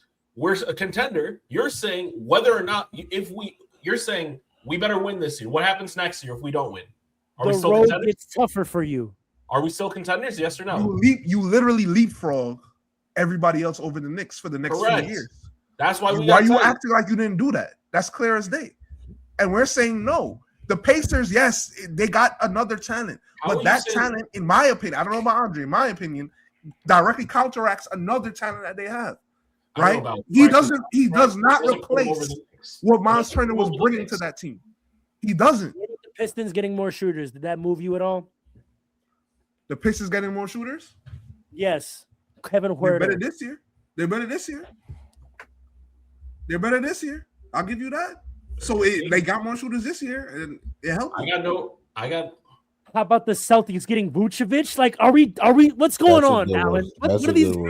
I got no issue. I have no issue with you saying those three and the Knicks are running the conference. The Pacers is a reach, man. Correct. Just saying the Pacers are going to be standing in our way and Knicks are automatically. It made it sound like you're saying the Knicks are going to be fourth automatic. Best that they can do. What I was trying to say is that right now the East looks weak. Right at the top, Celtics are hurt, Pacers are hurt, the Pistons look good. What I was saying is that now those three teams are now all poised to be strong juggernauts that the Knicks will have to deal with. That's what I'm saying. You better win it this year because it only gets harder from here. You're not going to revise the what Celtics you said. just got better. The Celtics just got better. The Pistons are good and just got better. The Pacers are good and just got better. That's all I was saying. We're not going to allow you to revise what you said. You said they're running the East. Your words matter. That's different. We're not letting you get away with this. That's a different thing than being attentive. Stand what I said. That's what I said. Right. And so you're wrong. You're wrong. That's where we are. Like, don't change it up now. All I was trying to say is it gets hard. No, you made a Alan, stand. final points on the trade deadline move. Any reaction to the Pistons getting shooters and the Celtics getting Vucevic? I think the Vucevic trade is really good because Celtics need a center. He's not a defensive center, so I don't know how much greater it makes him. But all right. So what? He's not really a defensive center. On any given night. Why are we acting dense right now? I was going to say he's not a defensive center too, but I feel he's like not a defensive center. He's a rebounder. I feel like his 20 and 10 can make up for that because the Celtics will figure it out. He's not a defensive. I don't think he was their first choice, honestly, but I think they'll figure it out with him. As we just what center were they starting before? Was that a great defensive center? They still third in the East. Like, what are we talking about right now, bro? Like, yeah. I feel like his rebounds. All of that is going to. That's all fine for the regular season. We're thinking about the playoffs. I'm sorry, Alan. You can continue, but I'm just saying, like, I mean, you're calling you're people purposely obtuse, but you know what we're talking about. So, like, that's crazy. You can stand on the Knicks are still better, but to act like these moves aren't impactful to make. I didn't say that. You didn't say that. That's what y'all acting like. That's what y'all both are acting Thank you, like. Alan. That's exactly what y'all both are acting like. How? Huh? How? Every time we talk about a trade, you are the one to come in and say whatever y'all say. We say a trade was good for XYZ. Oh, it don't matter because he's not a defensive center. He can't shoot. Like, we talking about the trades and why they're good in that. Simply because you think the Knicks are still better. That's what we're saying. That's not what I'm saying at all. You can say the Knicks are still better and acknowledge that this team just got significantly better off this trade. You want us to say that the Pacers got significantly better when they've got a lot to figure out. Okay, we got that. Pin in that. Celtics getting Vucevic. Sure. They got, I don't know about significantly better. They got better. They got better. They got a better rebounder at the center. It's great. I want to see how it works for them. But as we discussed earlier, one of their main defensive strategies was funneling. You cannot just get a healthy, less defensively impactful Kristaps Porzingis so that they can play the exact way they used to. Kristaps Porzingis is a stopper. Kristaps Porzingis is a stopper. He said less defensively impactful. A healthier, less defensively impactful Kristaps Porzingis, which will allow them to play. Wait, real quick. No. Jose Alvarado to the Knicks. Yeah, love it. Culturally. Wait, hold on. I'll get to that in a second. I want to address what Farrell just said, though. The least impactful trade is the one they're going to talk about the most excitedly. That's what I was going to say. Let me talk for it. Farrell, to talk about Vucevic for a second, right? No, he's not less defensively impactful Porzingis because he actually doesn't shoot well from three. He shoots a lot of threes and doesn't shoot well from three. He's notorious for that for the past few years. So, no, he's not. He actually might not even start on that team, but he will help them a lot. I beg your pardon? He might not even continue to start on that team. I beg your pardon? Yeah. So, again, going forward. Dre, I see it on your face. No, hold on. Don't look at me. Going forward, I don't think he's going to start on that team. I don't. Going forward, like when they get Tatum. This year he might because, they need. I really hope he puts 23 and 14 on y'all tomorrow night. I really do. And if he gives up 35, then it doesn't matter. But he's a good offensive center. This man's gonna look like Enes Kanter, and you're gonna be like, "Oh my god!" Like we've seen it before. They need. First of all, last year he shot 40% from three. I don't care. What about the year before that? And this year he's shooting 38. So what are you talking about? I'm talking about defense. I don't know what you're talking about. No. I'm talking to Paul, who just lies on this podcast, bro. As soon as he said that, I pulled up ESPN.com. I was like, that doesn't sound correct. What is he talking about? 23-24. He shot 30%. Before that. Okay, yeah. You 35. said the last couple of years. This year and last year, he's shooting great. How many shots is he shooting? Because he shot badly. Now we're gonna do that. Now we're gonna do that. I mean, can we? While he's looking that up, can we address that he's shooting less threes per year? No, he's not. No, he's not. I hear what you're saying. Yo, you have to stop. You have to stop. Can I address him? Yes. I hear what you were saying about the fact that without that kind of defensive center, the Celtics are still third in the East, and that's very well. But to your point, how you were saying that, like, the Knicks have to win this year. Everybody is getting better next year. So I think when they're planning on having a team that's, full force, they are going to need a defensive scheme because right now their defensive scheme is Jaylen Brown and Derek White, and that's not going to get it done, particularly in the playoffs. They need paint defense. They're going to need. I think Tatum helps with that. I think Tatum comes back and plays the four. No, of course, but he's not. He's also not a shot blocker like that. He's more like a disruptor.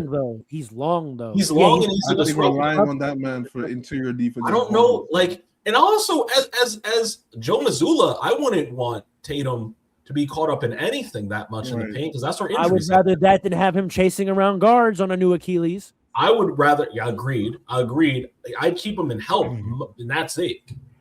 Which makes him low man for he's going to be low man. The whole conversation about rim protection from the low man. No. He's going to be low, but he's not. Let me put it like this: he's not going to be You a just don't primary think he's stopper. really going to jump to block players, is what you're trying to say. Correct. He's not the primary stopper. He's not the rim protector. Do you have to be Colliding with players vertical to be a rim protector? No, you don't have to. I mean, if you're under 7 foot, then yes. It helps significantly. How tall is Al Horford? 6'10", correct? Yes. How tall is Jason Tatum? 6'9". And Al Horford's significantly stronger. Jason Tatum is Jason Tatum's strong. But Oh, I don't know about that. I don't. You don't know about that? I don't. He is Jason Tatum. Every player in the league notoriously says how strong he is. He's very strong. You're going off body mass. Don't do that. No. I'm not going off body. How many guys you see pushing Al Horford around? None. It doesn't happen. You see push Tatum around. I'm not saying you see. I'm just saying I'm seeing like over a decade of players not being able to do anything with this man. He's a stopper. When's the last time you seen someone physically do anything with Tatum? I've never seen Tatum work as the stopper or even be a low man stopper like this. Yeah, but that's what I'm saying. He had to be stopper. Al Horford was just a strong low man, right? A 6'10", strong low man, long. There was a long time he was the stopper. Sure, in his prime. I'm just saying it worked with an old Al Horford who wasn't vertical anymore, being strong, good instincts, great hands, long, right? Yeah, sure. Tatum can't do that at 6'9". He can, but it worked with Horford because they had a stopper. They don't have a stopper. They don't have a rim protector. So that's what I'm saying. You're going to be asking a lot from Jason Tatum. And again, going off the fresh Achilles, I don't know that this is a plan that works. I really don't. All right, that's actually I can live. That's a good analysis and take. I can live with that. Thanks. I like that. I try to make good analysis. Yeah, no, y'all was on some. It don't matter. It don't mean nothing. I never said that. No, that's not fair. I never said that. I'm telling you, Vucevic, I don't think he's going to start when they have their full team back. I'm standing on that. I think he's good enough to be like a 6-man candidate. Who the hell starts? What are you talking about, bro? What's his name? He's a tall center, young. He was a headband. You don't even know who you're talking Neto, about. I think is his name, or something like that. Neto or something like that. He's not from America. I know him, but I know who you're talking. I don't know. Luka Garza? No, not Garza. No. I know who you're talking about. He's dark skin, right? Yeah, very dark. Yeah. Queta? Yes. Athletic. Yeah, bro. Queta's gonna come in to give them their defensive stints and rotations. Nah. The same way Al Horford didn't start. Vucevic. The same way Al Horford, the player y'all gassing, didn't start. Yo, you see, you keep saying I didn't say a word about his name. I didn't say his name. All I'm saying, Vucevic, you gotta understand. I'm not saying that he's not gonna start because he's not good. I just think that I understand why you're saying he's not going to start. I'm just saying if we're talking about the formula that worked, they didn't have to start the guy that was the defensive rotation player for them. Al Horford is a better defender than Vucevic. Vucevic has never been in. What I said. I said they didn't have to start the guy that was the defensive low player for them. So this idea that you're going to start Queta because he's the defensive option, I think is faulty. They're going to start Vucevic, and matter of fact, y'all do it. So should Mitch start? That's a good point. What the fuck are y'all talking about? I'm done. Podcast over. That's a good point. Cat, hold on. Look at him.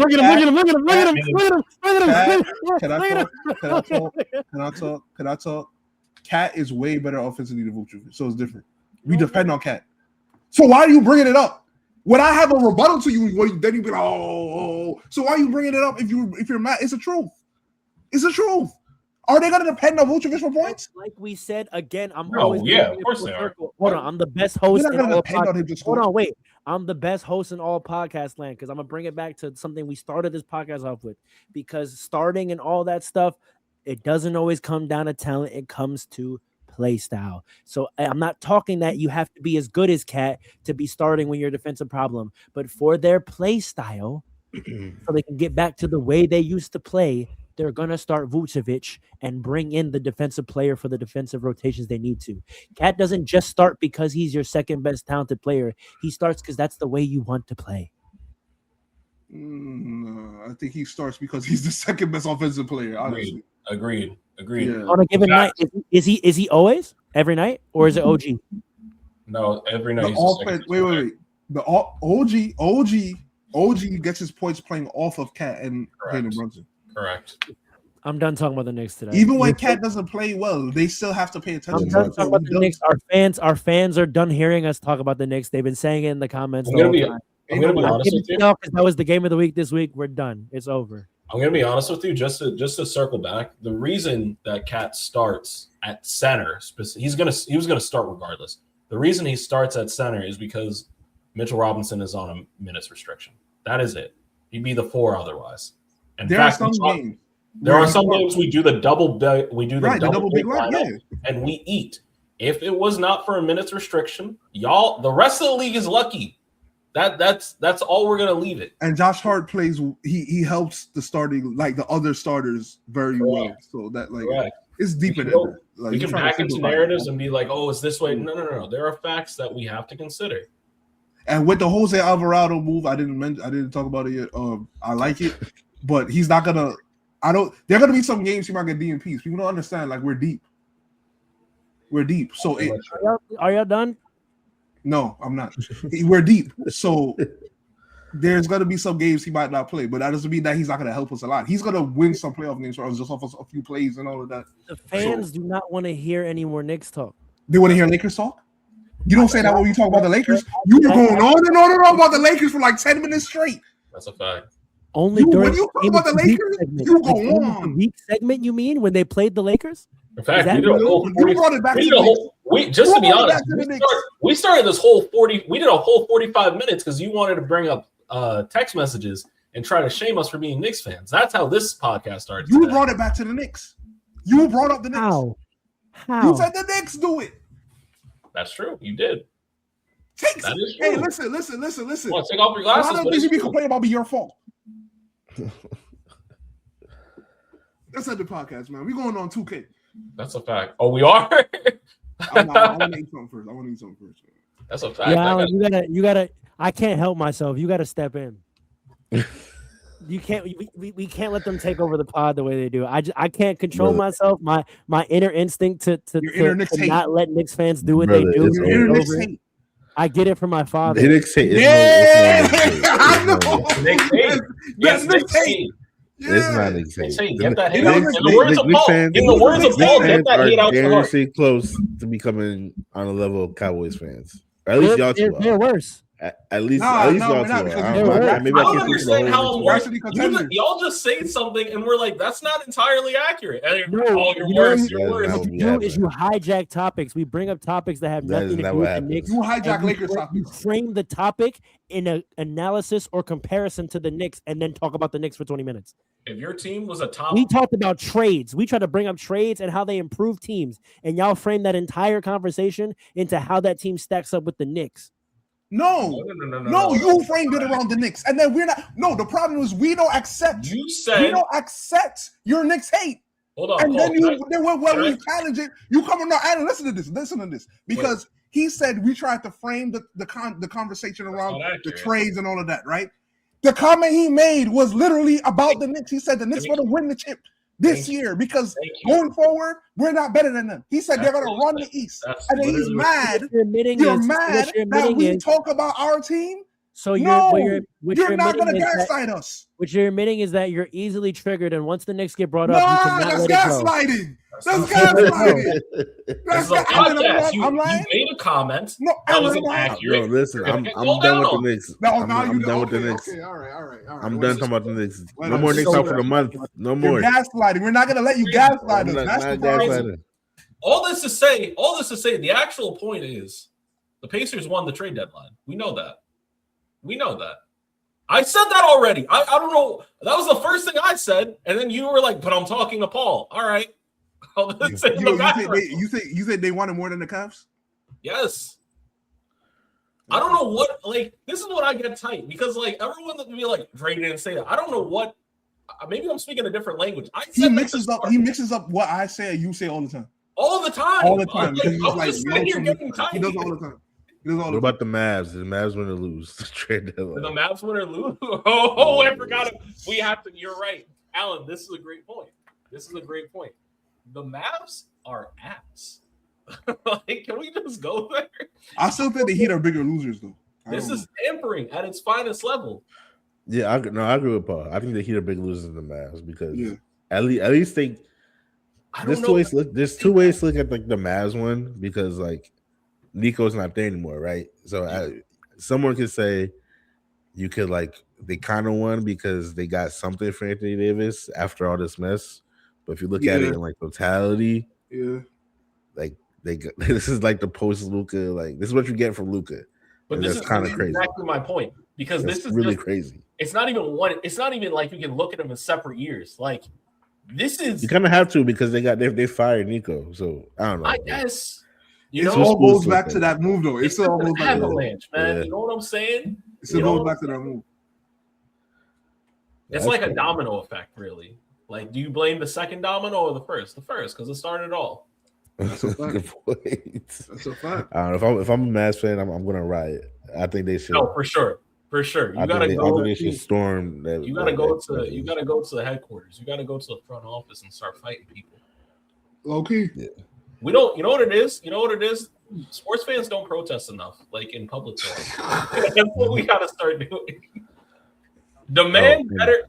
Pharaoh said this a long time ago. Demand better of your teams. Demand better. Before we end, I do want to say just one quick thing about the Wizards. A couple quick things actually. They're tampering. That's what I want to say. They are tampering. It's crazy because they just said Anthony Davis is going to be out for the season. There's nothing. The league. Adam Silver might have to step in because this is crazy at this point. But put that aside for a second. I think overall, maybe not like on the court, but like when it comes to like front office, I'm gonna say the Wizards did like a winning move. Yes, because I think what they just did is fire. They changed the whole franchise around from like what it was a couple years ago. But more importantly, you got two potential like superstars in the conference, and you give up none of like your biggest assets, whether it's your own draft picks or whether it's like your young players. You give up none of your biggest assets, right. And on top of everything, because all the young guys are still on the rookie contracts, you got two max players and you're still under that first apron. And I think they're a little bit under the tax. I think that's like masterful, like GMing.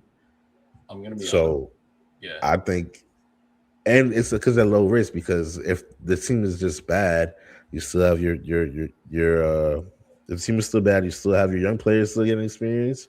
You still have your draft picks, and Trae Young and Anthony Davis are on expiring contracts. So if they bad, you can either just trade them or let them walk.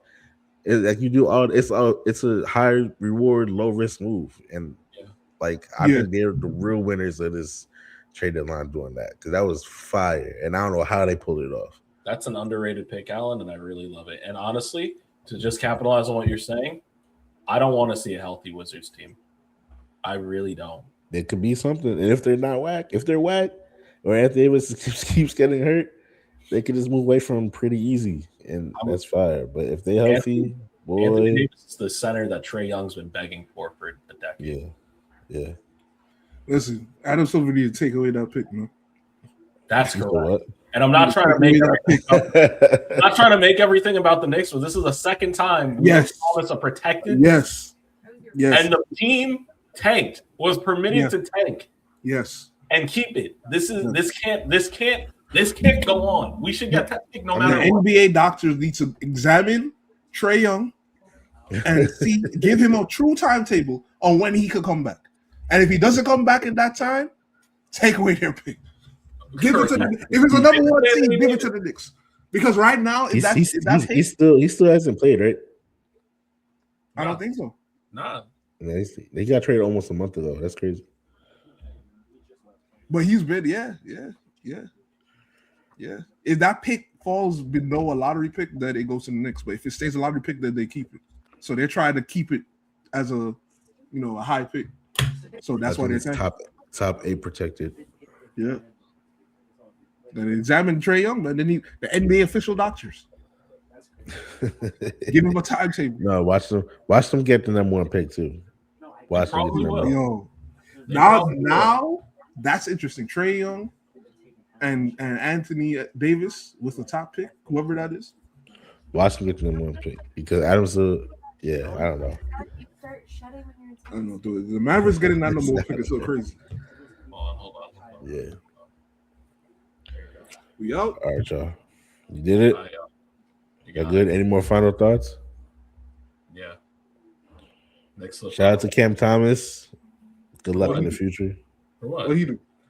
He got waived. Y'all didn't see that he got waived. You got Cam waived? Thomas got waived. Cam Thomas got How did you waived. not You bring this? lying? How did you You not got bring waived. this up? No, wait a second. I didn't. I thought y'all knew. It's not that big of a news. No, I knew no, it was no. going to happen. Cam Thomas I knew it was getting gonna waived is happen. big. Yeah, I don't know. So let's see if he gets picked up by someone. Yeah, they got too many guys already. We You're don't got muted. You're enough. muted. I forgot one thing, Alan. Like I said, I went to that Nets Lakers game. Don't tell me that's a professional basketball team ever again. Oh, bro, no. Brother, I that was watched not 40 the game. That was I not watched- the game to go. I to. watched 48 minutes of a pickup basketball game. Them men in them black and white jerseys would come down, pass a couple times, shoot a three, miss it, and play defense. That was the entire game. Disgusting. Listen, there are games for some reason where they show up really bad like that, but most of the games they actually play well and hard, and games end up being close despite the loss and everything. But there are every once in a while games where they lose by 30. So the Lakers game was close, but it started off as like a 30, 40-point loss, and it just got better and garbage time. Every once in a while, haven't they been blown out by 40 like 4 to 5 times this month alone? Yes. Oh my god. But before that, no, it's been like 2 times. But before that, all the games are really close. Those 40-point losses are big news because it's not been happening. In December, we had a winning record. The Nets, I know no one's gonna believe you, but this Nets team is like pretty decent. The young players are really good, and we have a future. Paul and Drake, can you name the starting lineup for the Brooklyn Nets? No one's gonna hear. That's fine. Nicholas Claxton. Nick Claxton. That's it. I'll give you $100 if you can name the point guard. I'll give you $100 if you can name the point guard without googling it. Oh, I do know the point guard. I'm not even gonna lie. I lost that. Joseph something. What?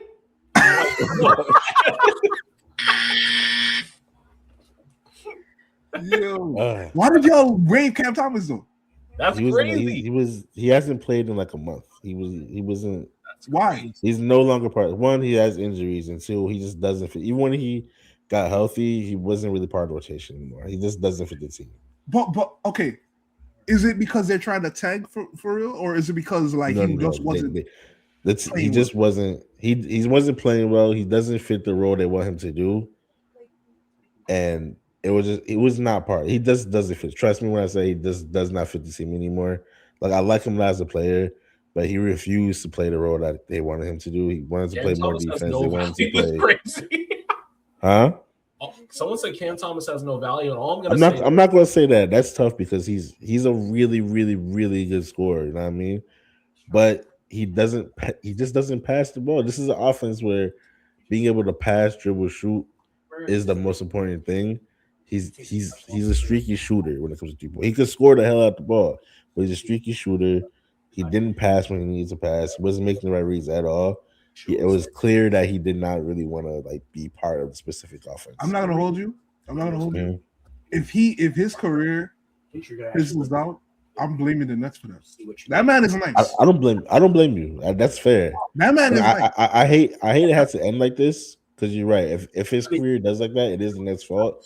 So I hate that end like this because I got here and said it. He's mad nice. Trick you into what you think he's mad nice, but he just didn't fit the role. It sucks because he came in as like a really important piece for the Nets, and then low key like the whole Durant, Kyrie, Harden thing kind of really messed up his career. I think that was the biggest part of it because it forced him to have to find another role, and he was just never to get that, and it's really unfortunate.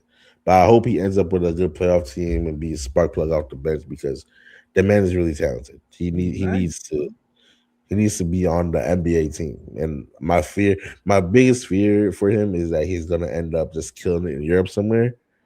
But he really should be on the NBA roster just getting buckets because he's really that nice at getting buckets. But I wish him all the best. Anybody that picks him up is going to immediately get better. I don't care. All I'm saying is this: do not let Luka Doncic get his hands on him. I will say though, because I'm reading the comments. I'm gonna say real quick, but one of the comments said bro should be his agent. He gotta take a little bit of blame for that. I don't know his agent or him, I don't know, but he gotta take a little blame for that because the Nets did offer him like 30 for 2 years, and he was not trying to do that. And I think once he declined that offer, he was not going to find a rotation spot. If he took that, he would have at least got some more minutes and become a trade piece. But because he didn't want to get paid less than like the Emmanuel Quickleys of the world and the Bones Highlands of the world, because he's nicer than them. He wants to be paid on the same wavelength as them or nicer than them. But because of that, they kicked him out the rotation, and now his career is kind of like in limbo. So I hope it ends up good for him though, because that man is really nice. Yeah, man. And the Nets are a decent young team. I'm telling you. Y'all not going to see it. Y'all not going to see it just now, but I promise you, soon y'all going to see it. It's a plan. The pieces are talented. The point guard name is Igor Donim. I'm trying to pronounce it right. It's like Summer 27. It's like Russian. I'm trying to pronounce it right. That boy hoping for Summer 27.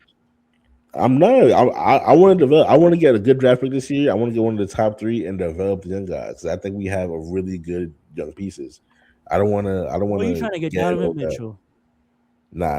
I'm done with that. No more. I want to build. This is the first time my whole life the Nets actually have a glimmer of hope for the future. I mean, like we've always had like players coming for. We've either since they came to Brooklyn, had like good team. Even in the Jersey from my young time. Don't act like the KD Kyrie team wasn't exciting. Let's not do that. I'm saying for the future. I'm saying hope for the future. I never had a future. You know what I mean? Like the KD and Kyrie thing was cool. I knew who ruined it, Kevin Durant, because y'all y'all should have kept Spencer Dinwiddie, Karis LeVert, and Jared Allen. Yeah. That was vet talent with young core. That core would have grew together and been something special. I agree. And now every single one of their careers is ruined. All 4 of them. When Kyrie and KD came to the Nets, Dinwiddie, LeVert, Joe Harris, and Jared Allen, all their careers are ruined. No, LeVert's career isn't ruined. No. He was a starter on an NBA team that was a playoff-bound team. What is he now? A valuable piece off the bench. That's why he's had 4 jerseys in 4 seasons? You said what? That's why he's had 4 jerseys in 4 seasons? That can be valuable. People want him, and he's everywhere. So, but what I was trying to say is when Kyrie and KD came, like I knew we were going to be nice for 3-4 year tops, but I knew it wasn't going to be forever.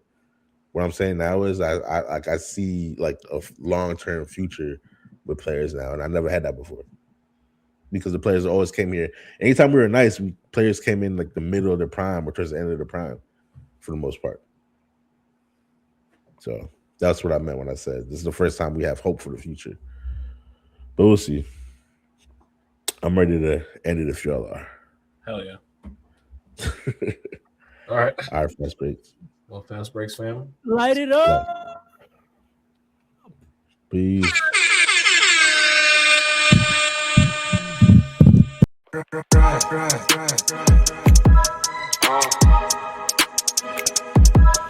on. It's Fastbreaks. Listen.